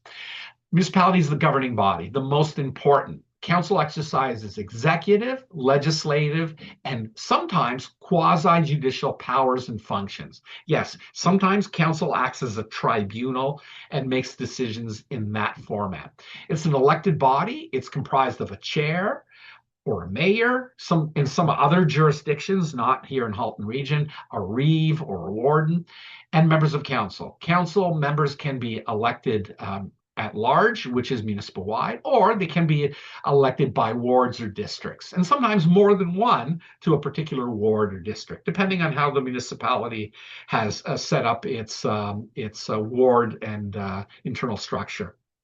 The role of council, there it is. It's right in the Municipal Act. It's set out. I won't spend much time. It's right there. Council is, please don't forget this. Kelly spoke to this. It's very important. Council is the governance or the executive arm of the municipality. It is responsible for the strategic long-term leadership and entire direction of the municipality. Council makes executive decisions to establish goals and priorities and develops and implements policies and programs for the municipality. It also has a legislative base, right? It creates legislation by enacting bylaws, passing resolutions, giving approval, and providing direction to administrative staff. And finally, well, maybe not finally, but also included, it controls the finances of the municipality and allocates resources to carry out the statutory duties and responsibilities that the municipality is under through provincial statute, regulation, and also to discharge the discretionary programs of the municipality. Excuse me. I'll now turn to council members. This is a declaration of office. You will swear this declaration if you're elected, and before you take office, you have to swear it, okay? I will round back up to this. This is very important. You have to take this seriously. There is no express role for the individual council member in the Municipal Act. It's interesting because it sets out the role of many other persons, but an individual member of council the precise obligations and duties and functions are not set out in the Municipal Act. Justice Morocco, in the Collingwood Judicial Inquiry, recommended that there should be a precise equivocation and articulation of what the role of an individual member of council is. I've quoted from the Ontario Municipal Councillor's Guide from 1922. I believe I stand to be corrected. I did this some time ago, and I didn't go and look at the new guide. Apparently, it is out there. Thank you, Greta, for indicating that, or maybe it was Megan.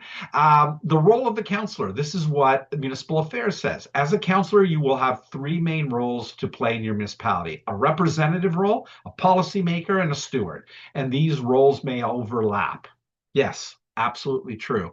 George Rusty, a very well-known municipal lawyer, said members of council have no authority as individuals to take action on behalf of the municipal corporations, except in conjunction with other members of council constituting a quorum, unless they've been specifically authorized by statute or by bylaw. Specifically authorized, strong mayor powers, for example. Municipal councillors have fiduciary obligations. From Sims and Fertizi, a case out of Sault Ste. Marie or Thunder Bay, an elected official stands in a fiduciary relationship with the electorate. What is it? It's a legal duty to act in the best interest of another person or body. It encompasses sub-duties dealing with care, duty of care, duty of loyalty, duty of good faith, and a duty to maintain the confidentiality of the important information that the municipality has. You should also know that you're not an employee. This comes up every once in a while. I was so surprised a couple of years ago. You'll see the second case, Raz versus City of Mississauga, where the plaintiff attempted to argue the municipality was somehow at fault because it didn't support her as an employee of the municipality. And the court ended up going back and saying, well, as an elected city councillor, she has a unique role. It is a principle of municipal law that city councillors, or any councillors, town councillors, are not employees of a municipal corporation. And it actually cited back to the St. Elizabeth case. Now, this is important. Many times, members of council reach out to me when I'm legal counsel for municipality and say, municipality has to do something. Under occupational health and safety, it has an obligation to protect its employees. It has an obligation to me. And my answer is, you're not an employee. Municipality does not have that obligation. You are not an employee of the municipality. You may get a payment for your public service. You may get paid expenses. You may get certain benefits.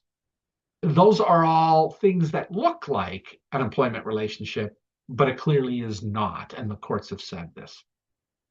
And then I guess two erudite August authors, these two guys wrote a book, and they said, council members clearly have no inherent executive powers, and they can only act in concert with a quorum of members to implement actions and decisions on behalf of the municipality.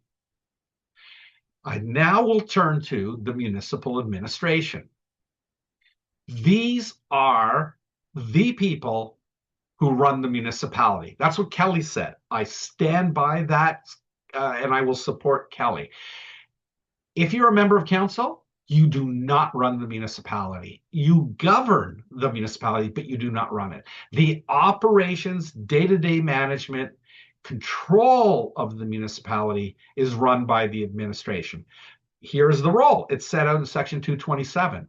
The role is for the officers and employees to implement council's decision and to carry out council's decisions, to undertake research and provide advice to council, and to carry out such other duties as are set out in the Act or as assigned by the municipality. And who's the decision maker? Council.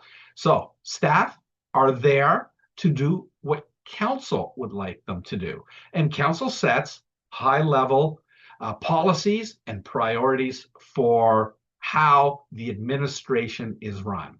Now, there's a number of statutory officers. This is very important for you to know. These are persons, individuals that derive their authority to do things not necessarily from council, even though council may be appointing them. In fact, are appointing all of these people, but they have an independent power to carry out the certain functions, no matter what the municipality wants them to do. The clerk, the treasurer, the auditor, the integrity commissioner, chief building official, the fire chief, all of those, by the way, are mandatory statutory officers. The last one, the chief administrative officer, is not a mandatory officer, but once the municipality appoints a chief administrative officer, and how does the municipality do this now in a strong mayor municipality? By the mayor doing so. If you have one at a municipality, the chief administrative officer is the person who oversees all of the administration, the management, and the day-to-day operations. Council does not do that. I can't impress that enough upon you. It is staff that run the municipality. Council just governs the municipality. Please. Kelly said this, he said it from his practical worldview. I'm saying it from the legal worldview from which I come from. Staff run the municipality. Council can set policies, can give direction, can indicate how staff resources are to be allocated, but council does not enter into the management and operations. The use of staff resources is something that's very important. If you become a member of council, I think there was a question asked of Kelly, how do you work together? You have to work cooperatively with the administration. Members of council have to respect the use of staff time and resources because they are finite quantities. Staff serve council and not any individual member of council. My one caveat there is, of course, under part 6.1, if you have a strong mayor municipality, then staff may, in certain instances, have to serve the mayor. They take written direction from council via bylaws and resolutions, from the strong mayor by written direction, and from the CAO or from their superiors. Please remember this, staff are the subject matter experts. Council is not subject matter experts. Residents are not subject matter experts. Applicants, suppliers, special purpose bodies are not the subject matter experts. At the municipality, it is the staff that is the subject matter experts. Staff must at all times remain politically neutral, impartial, and objective. Why? Because they have to provide informed, accurate advice. They may be giving advice that you do not want to hear. But remember, that is their role. In the governance role, you don't have to accept their recommendations. You can make another decision. But you cannot change their recommendations. You cannot tell them what to recommend. If staff are saying don't do it, and you want to do it, your choice. You can do it. But then you have to wear it. You can't go in and tell staff to change their recommendations, particularly any professional staff. Any council member who's a lawyer, any council member who's a planner, a professional engineer, accountant, you don't weigh into that. You're no longer the lawyer of the municipality, the chief planner, the director of engineering, or the treasurer, even though you may have a skill set. You don't exercise that skill set except to make decisions at the council level. So, how do they work together? I love this quote. I know it's long, but it's from the Ontario Ombudsman on, of all things, a closed meeting investigation. I'm going to read it out. The political power held by councils and committees is in the main a policy-making role. Mayors and municipal councillors represent the public by holding delegated authority to pass bylaws and determine broad questions of policy, including the allocation of municipal programs and services. They also establish and oversee administrative policies, practices, and programs that are required. By contrast, councillors are not given the power to do the hands-on administration of the municipality. It is the officers and employees of the municipality who implement or administer council policies and program choices, and carry out the assigned duties of a municipality. I've already showed you that. This is all in one brief note here. The distinction between council and staff by 3 academics from Brock University. I love it. It's very succinct. Prescriptive literature offers clear, if not always attainable advice. Politicians must take a clear leadership role in policy setting and stay out of administration and management. Yes, that's what you need to do. So I'm now going to try to bring some finality. I'm going to touch upon 4 main subjects, but I will be brief. Meetings. Kelly talked about importance of this. The ability of council to do something is a policy-making, executive, legislative role that is done through a meeting. Because why? You have to pass bylaws. In Ontario, we have the open meeting rule. All municipal councils and local boards and committees, which is a defined term, must conduct all of their meetings in an open public forum. The open meeting rule is this. It's set out in one brief sentence, 239 sub 1. Except as provided in this section, all meetings shall be open to the public. Notice that it starts with an exception. So you know that there's going to be an exception. It has to be found in section 239. The whole purpose here is to ensure open and transparent exercise of government power. And of course, bylaws can only be enacted at an open meeting of council. The the City of London versus RSJ Holdings, a case that went all the way to Supreme Court of Canada, talks about the open meeting rule. And it says the open meeting rule, the reason it's there, it's for residents to be able to observe the local government in process. It is very much in counter-distinction to a resident's right to participate in a meeting, which is a complete mistake that many residents believe. They believe they're entitled to go to a council meeting. They believe they're entitled to stand up, and they believe that they're entitled to say anything that they want. I'll show you in a moment how that's a fallacy. The Ontario Ombudsman has given guidance, and they said there is no automatic right to speak or participate in a meeting. There is a distinction between a citizen's right to participate and the right to observe local government in process. The open meeting rule is really only there to allow people to see local government in action. What is a meeting? This you may ask.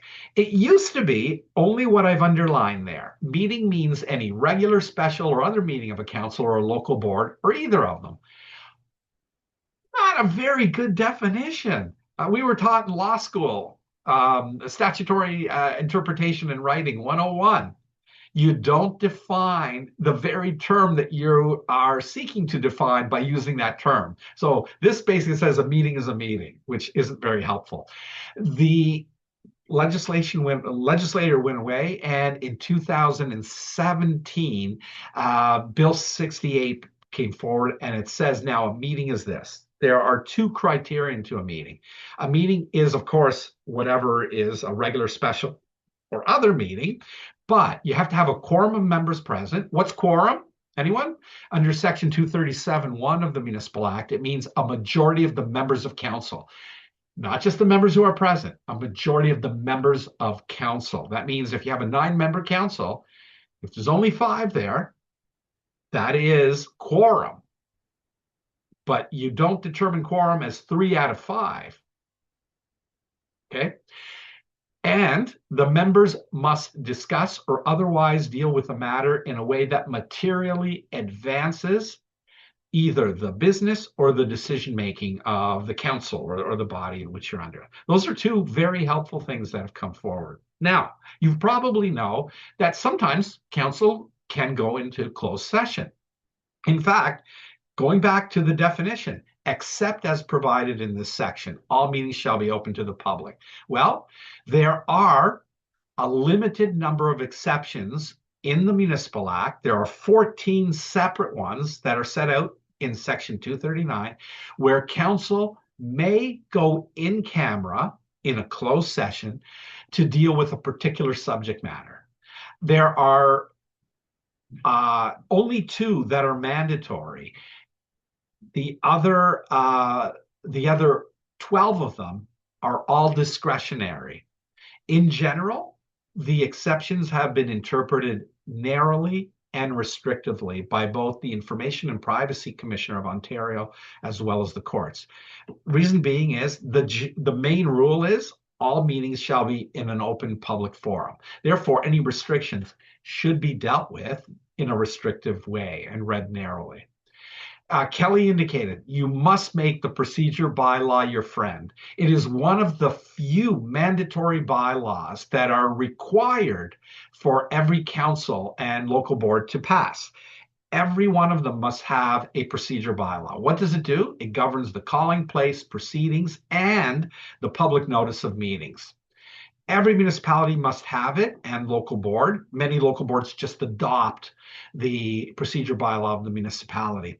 And as I said, the bylaw will govern meetings with respect to their calling place, procedure, and public notice. The bylaw may also, and Kelly answered this question, may allow electronic meetings. The Municipal Emergency Act of 2020, when COVID came, allowed councils to meet virtually or electronically in order that they didn't have to meet in public because they couldn't.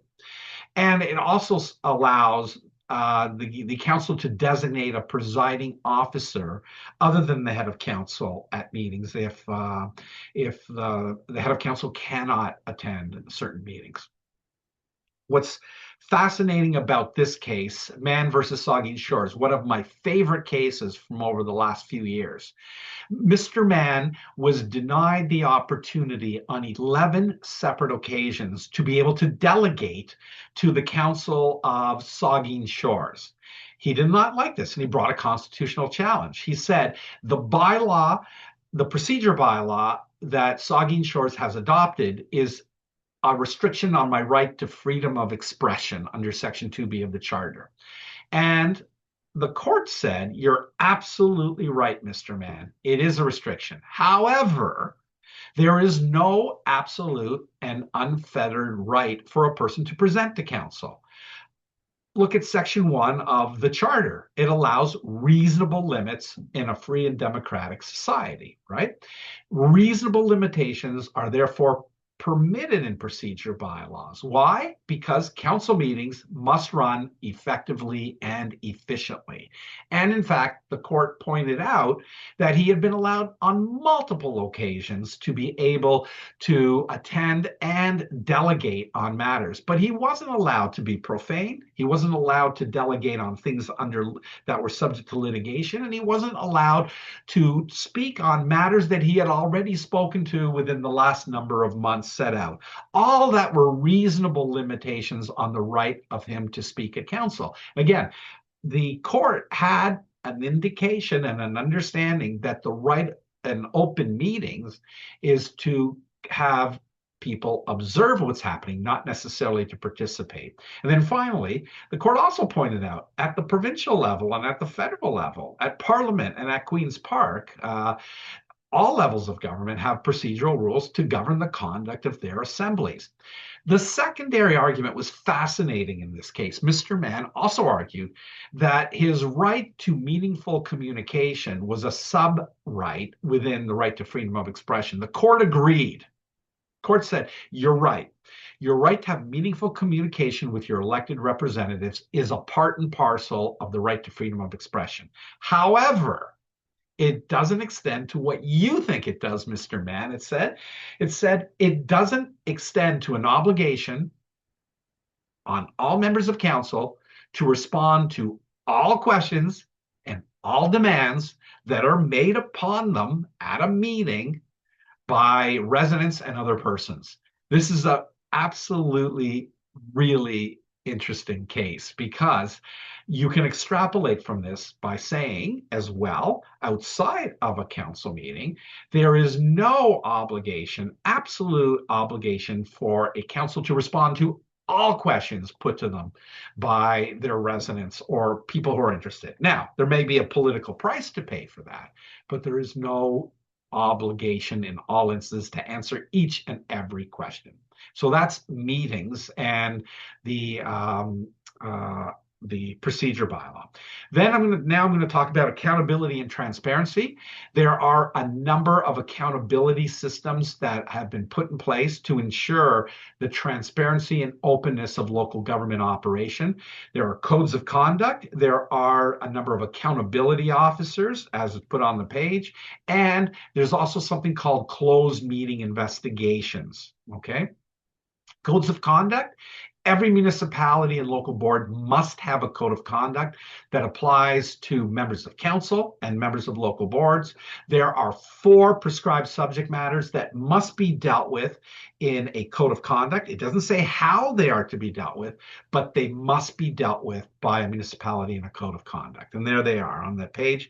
The Integrity Commissioner, a mandatory statutory officer, who reports directly to council, but who reports independently to council. So not beholden to the mayor or to any members of council, and is required to do things like what application is there of the code? What application of any ethical policies, rules, guidelines, procedures? The application of the Municipal Conflict of Interest Act.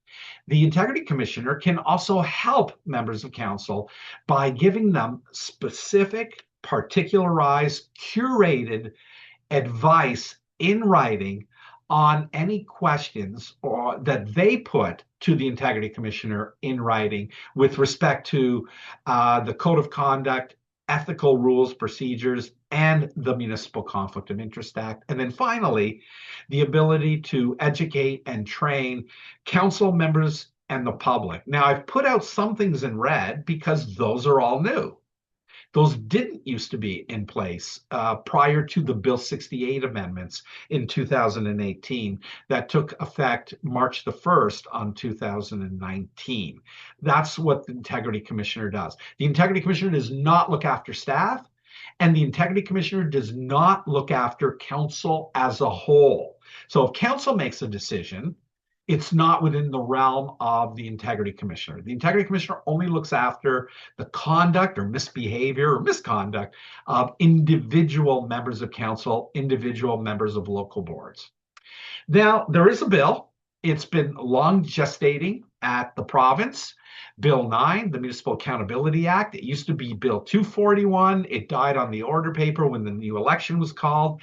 It is awaiting 3rd reading.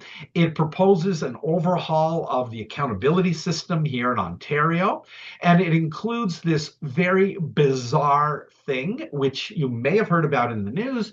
It says it's purporting to strengthen municipal governance and accountability, and its core precept is there are some bad actors in the municipalities, in Ontario, and councils, and maybe we'll put in something that might be able to be removing them. And what it puts in place is not something that goes to a judge to remove, like under the Municipal Conflict of Interest Act. No, it says, well, we'll have local integrity commissioners and they can recommend removal. And if they do so, well, we're not going to have a role for the provincial integrity commissioner who has had no role in local governance before. But now all of a sudden, the Ontario Integrity Commissioner must come in and do his own independent or her own independent investigation, and she must recommend removal. And then that's not enough. Then it has to go back to council, and get this, council has to vote unanimously to remove the member. My prediction, if this legislation ever comes in, and I don't think it's very good legislation, no one will ever be removed from council.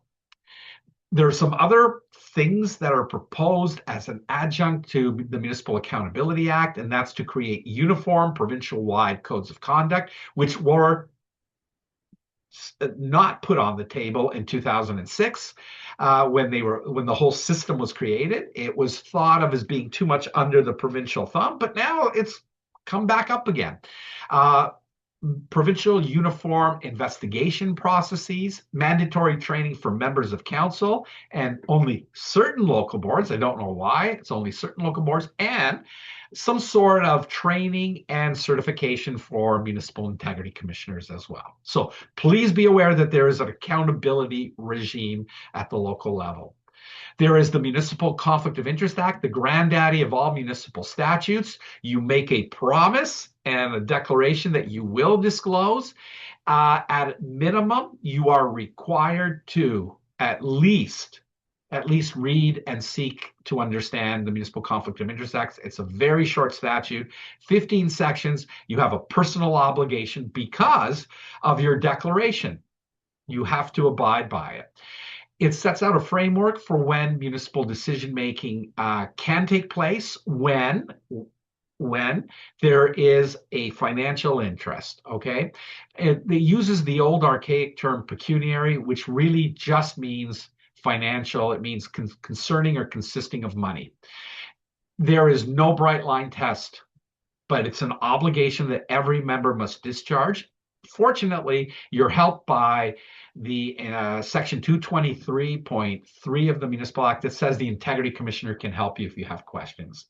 Here are the requirements. Number one, if you're at a meeting and council's going to consider something and you have a financial interest, whether it's direct or indirect, you have to disclose that interest and you can't take part in the discussion or vote, and you cannot in any way before, during, or even after the meeting attempt to influence the voting, okay?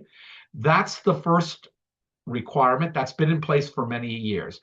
The Hazel-McCallion requirement, it was an amendment made derived from the Mississauga Judicial Inquiry from 2011, 2012, where a matter may not be before council, but it may be with staff, for staff to make a recommendation or decision. You cannot use the standing of your stature, your standing as a municipal councillor, to try to influence any direction or decision of staff. Okay, I call it the Hazel-McCallion Amendment because it seemed to come flowing out of the Mississauga Judicial Inquiry. There are significant penalties. The reason I put this in here is you can be removed from council.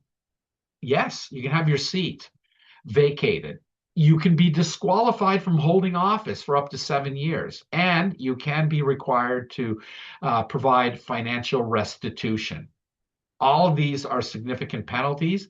Interestingly enough, the last 3 times that integrity commissioners have gone to court for a removal, asking for a removal of a member because they breached the Municipal Conflict of Interest Act, they've been successful. Finally, the Municipal Freedom of Information Protection and Privacy Act. I mention this here because it's very important for you to know. There's a dual purpose. It's right in the statute: freedom of information, protection of privacy. Purposes are to provide a right of access to information, and secondly, to protect the privacy of individuals.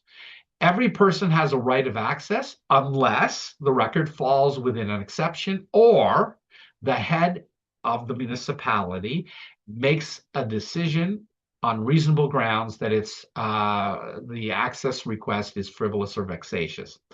Access to records, the municipal council is the head, but council typically passes a bylaw and designates an individual, typically the clerk, but in larger municipalities, a privacy officer, to be the head of the municipality.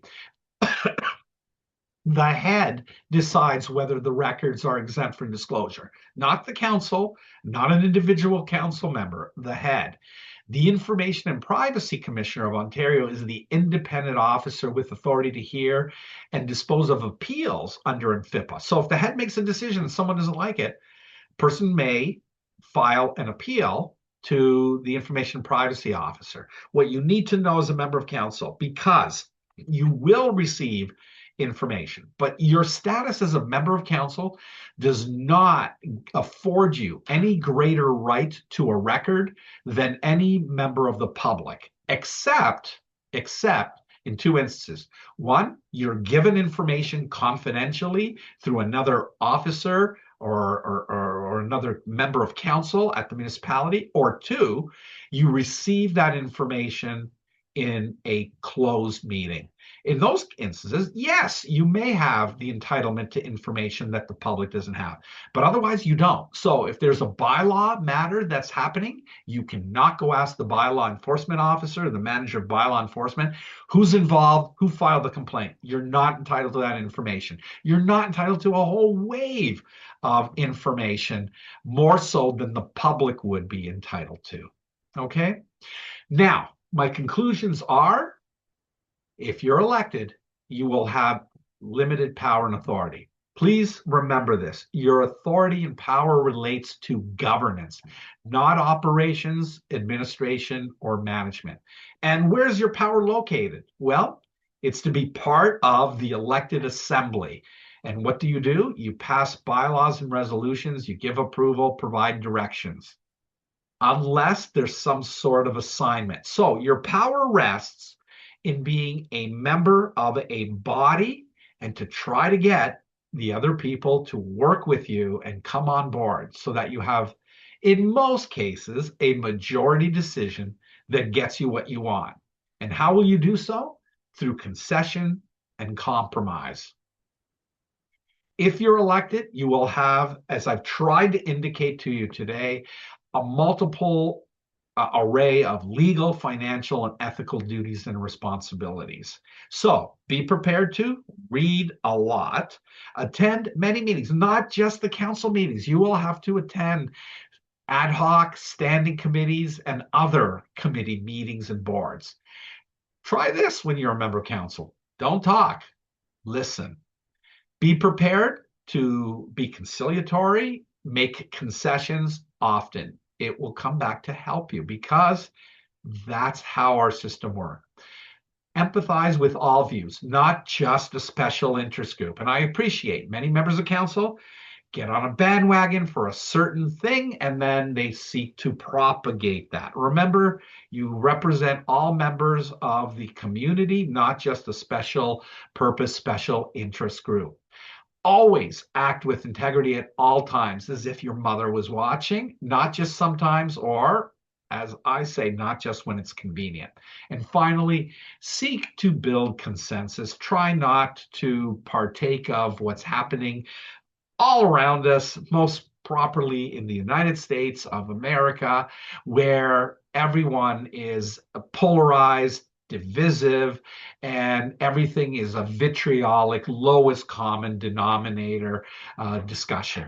Try to be conciliatory and seek consensus with others. It will get you much further, and I believe Kelly would agree with me on that. So with that, I will stop my presentation formal, and I thank you for the opportunity to have presented, and I'd be pleased to answer any questions if you have any. Thank you, John. Thank you for such a fulsome presentation and for the enthusiasm in which you presented. There are some questions for you in the chat. Just as a reminder for our attendees, we are recording this session and we hope to post it on our election web pages in the coming days. So again, that's oakville.ca, burlington.ca, haltonhills.ca, and milton.ca. Just if you want to take a look at those pages and the election information there, but this video will be posted there as well. Before we get into questions, and I won't share personal information given your slides near the end, John, but we did have a childhood friend of yours reach out to us through the chat, and we're going to share their information with you, their contact information, so that you can get in touch with them. So hopefully we're all witnessing a very good reunion here. This is great. So there are a few questions. The first one is, how much administrative powers does the province have on the town operations and decision making? The province, great question. The province can step in at any time and change anything. So does the province have, will they go in? Will they change specific things? Typically not, but you saw it in some things. So the question though was administration. Typically the province may claw back powers of a municipality through statute, and then it doesn't empower the municipality to do certain things. So it could have a dire effect on all sorts of things, and the province ultimately rules the roost. Okay. Maybe a constitutional question. Has there ever been an attempt for the structure to change. We do have strong mayor's power, proving that municipalities have become so important should they have their own autonomy. This goes over, it is a constitutional question, Megan. Yes, and people ask, well, can a municipality succeed? I mean, the question is, it's difficult to do so. There is a provision in the Constitution Act where in a province, a municipality can break out. And yes, I mean, the city of Toronto often has this. It's bigger than a whole bunch of other entities. It's bigger than a number of provincial governments. And the question is, should it become its own constitutional body? I think that would be hard pressed to get it across the country, but it may be possible. I remember a headline in the Globe and Mail, maybe about 10 years ago, which I used in my law school class, which said something like, all politics have now become municipal politics. And it goes back to something that Kelly hearkened. Municipalities are the closest level of government to municipalities and are the most impacted. Garbage collection, water, right? You hear water all the time talking about supply, treatment, right? Arenas, libraries, all things that impact people on a day-to-day basis. So yes, there could be something there, but it's very difficult to muster changes to our constitutional framework. It's not impossible, but I'd say it's a long way off to having real buy-in. You would need a provincial government here in Ontario that would go, great, let's do this and start the course. And I just don't see that happening. Okay. A couple of related questions about strong mayor's power. So someone was asking, are strong mayor's powers a dead end for councillors looking to represent the people's wishes? And maybe a related question is, does the mayor have to use their powers, or can they refer it back to council? Right. So is it a dead end? Well, I'll answer the first question.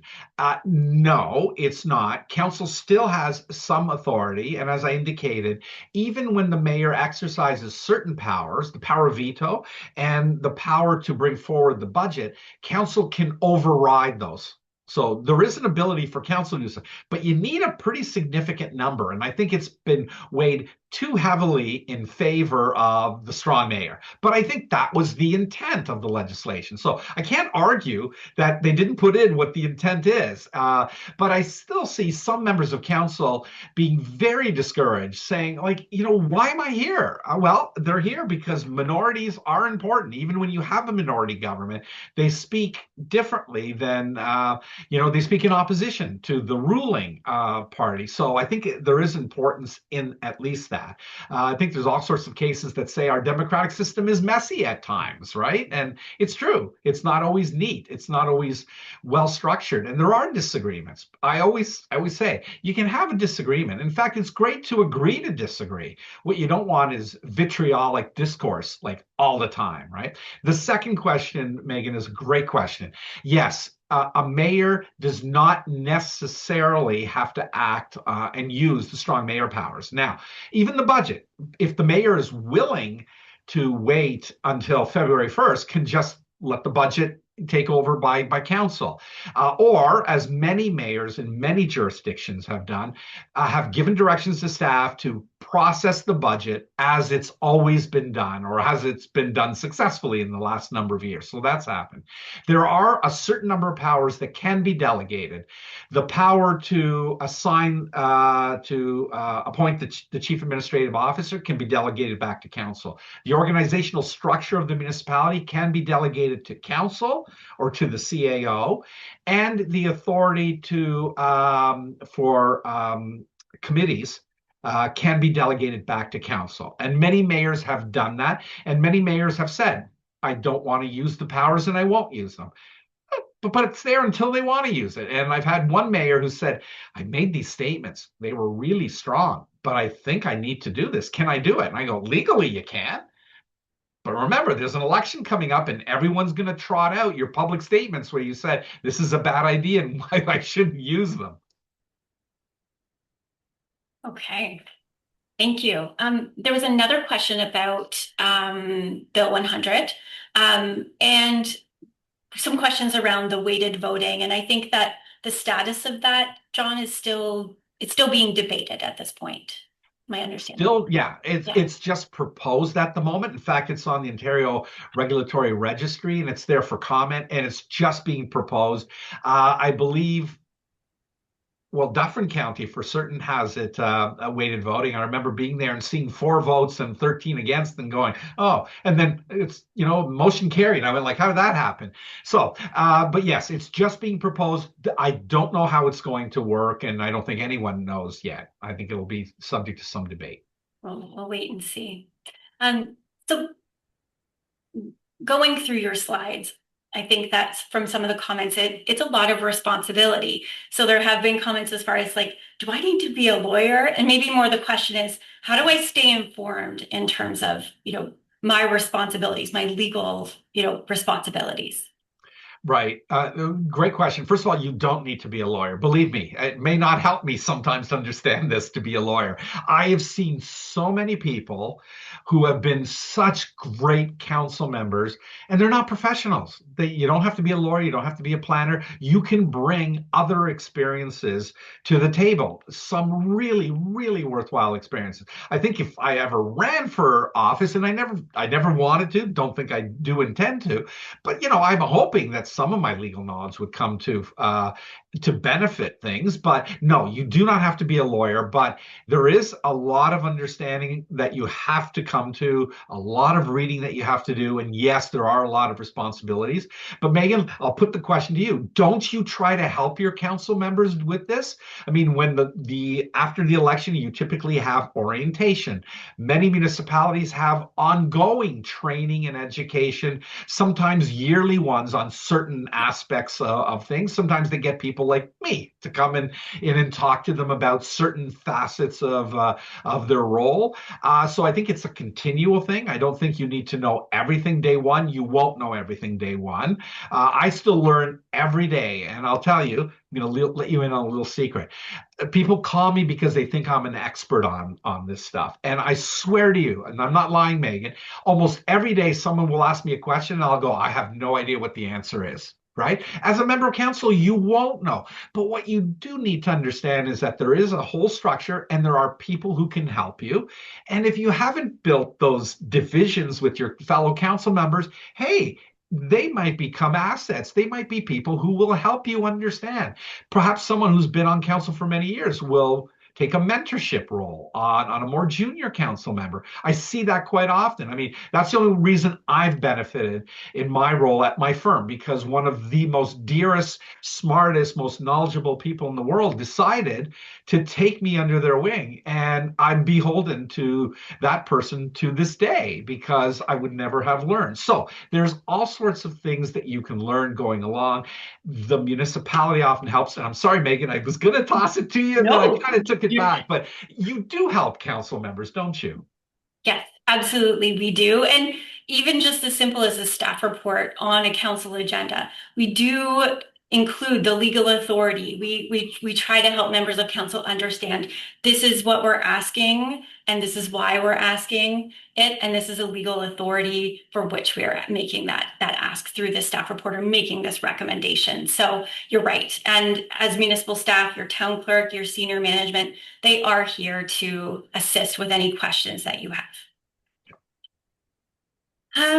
So a question about a municipal council, can they effectively use resolutions and bylaws to mandate or request more value-driven financial reporting, maybe more details, without crossing the line into micromanaging the daily operations?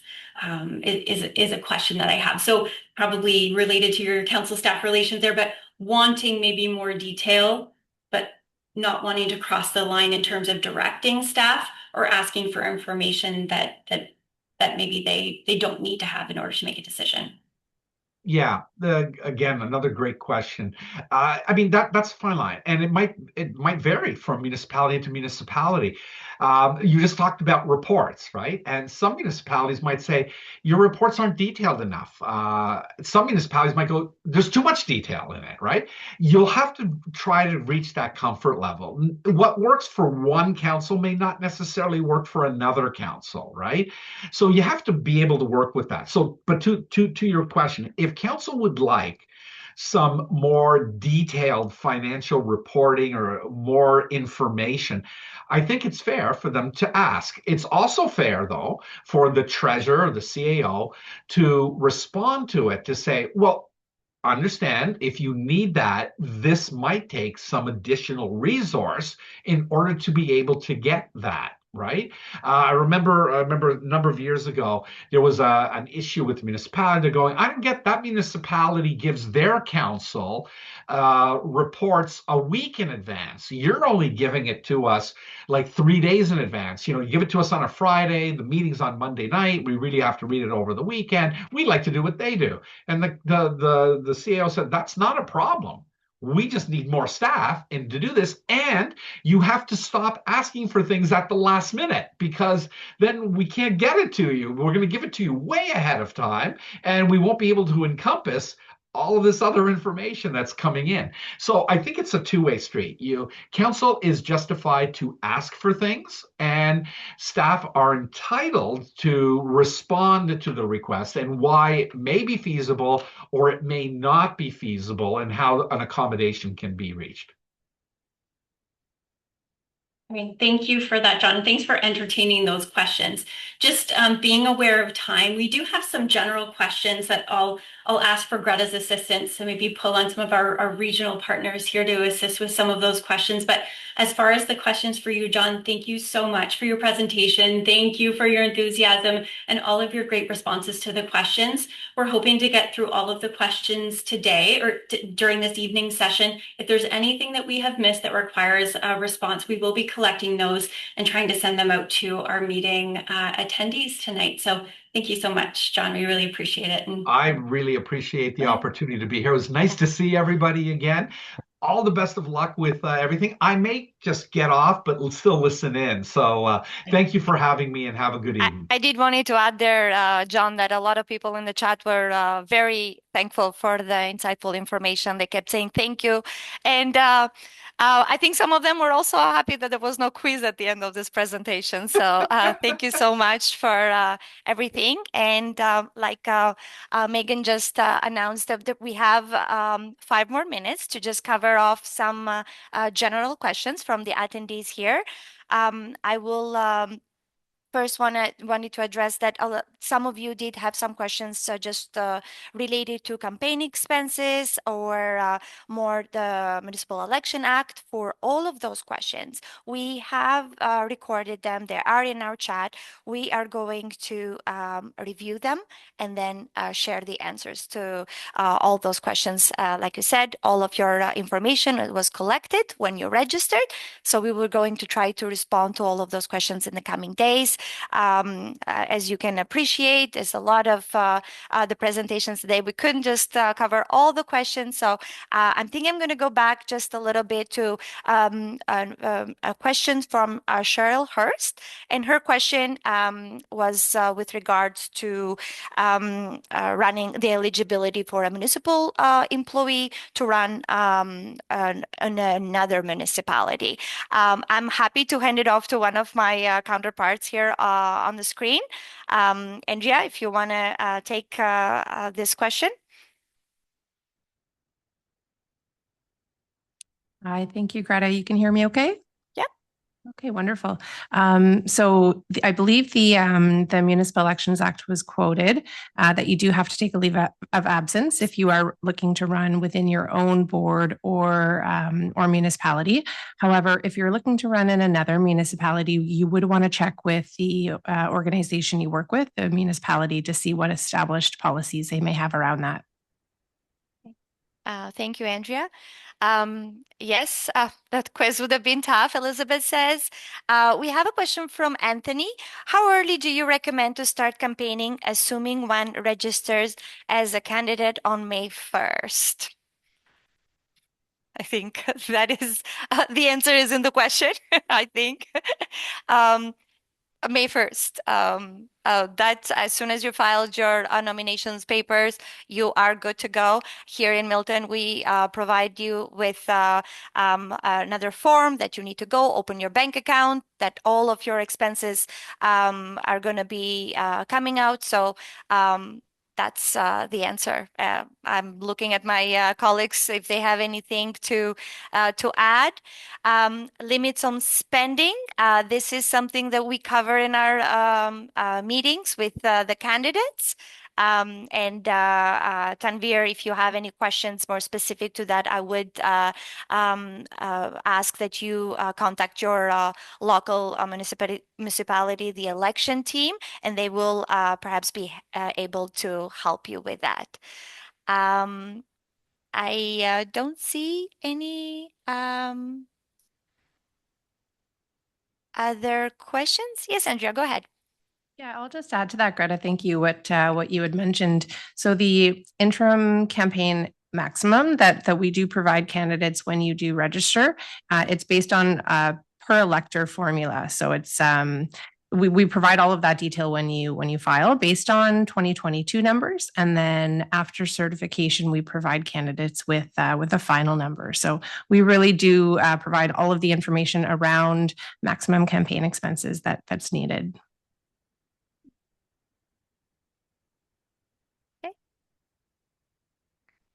Oh, it's a great question from Anthony. Are campaign expenses tax deductible? I would say there is more questions like this are addressed in the guide, Andrea. We do actually have, I think Megan alluded to that earlier as well. A lot of these campaign related questions are addressed within the candidate guides that the ministry provided. We have posted links to that guide on all of our websites. So that's another great resource. Yeah, and Greta, I can just add to that as well.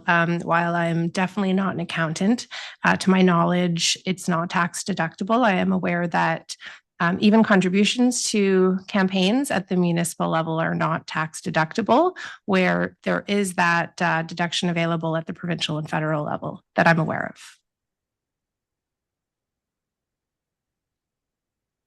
I do see some more quick questions, and they're coming fast. But it is now 8:30, and we are going to have to end this call. It was great having all of you here with us. We lost a few during the duration of the presentation. If you missed the beginning of the meeting, do not worry. We have everything recorded. We will put it on all of our websites and our election pages, so you'll find it there. And like I mentioned earlier, we will address some of your questions in writing, specifically those that were asked at the beginning of the Kelly's presentation. So thank you so much to everyone for attending, and have a good night.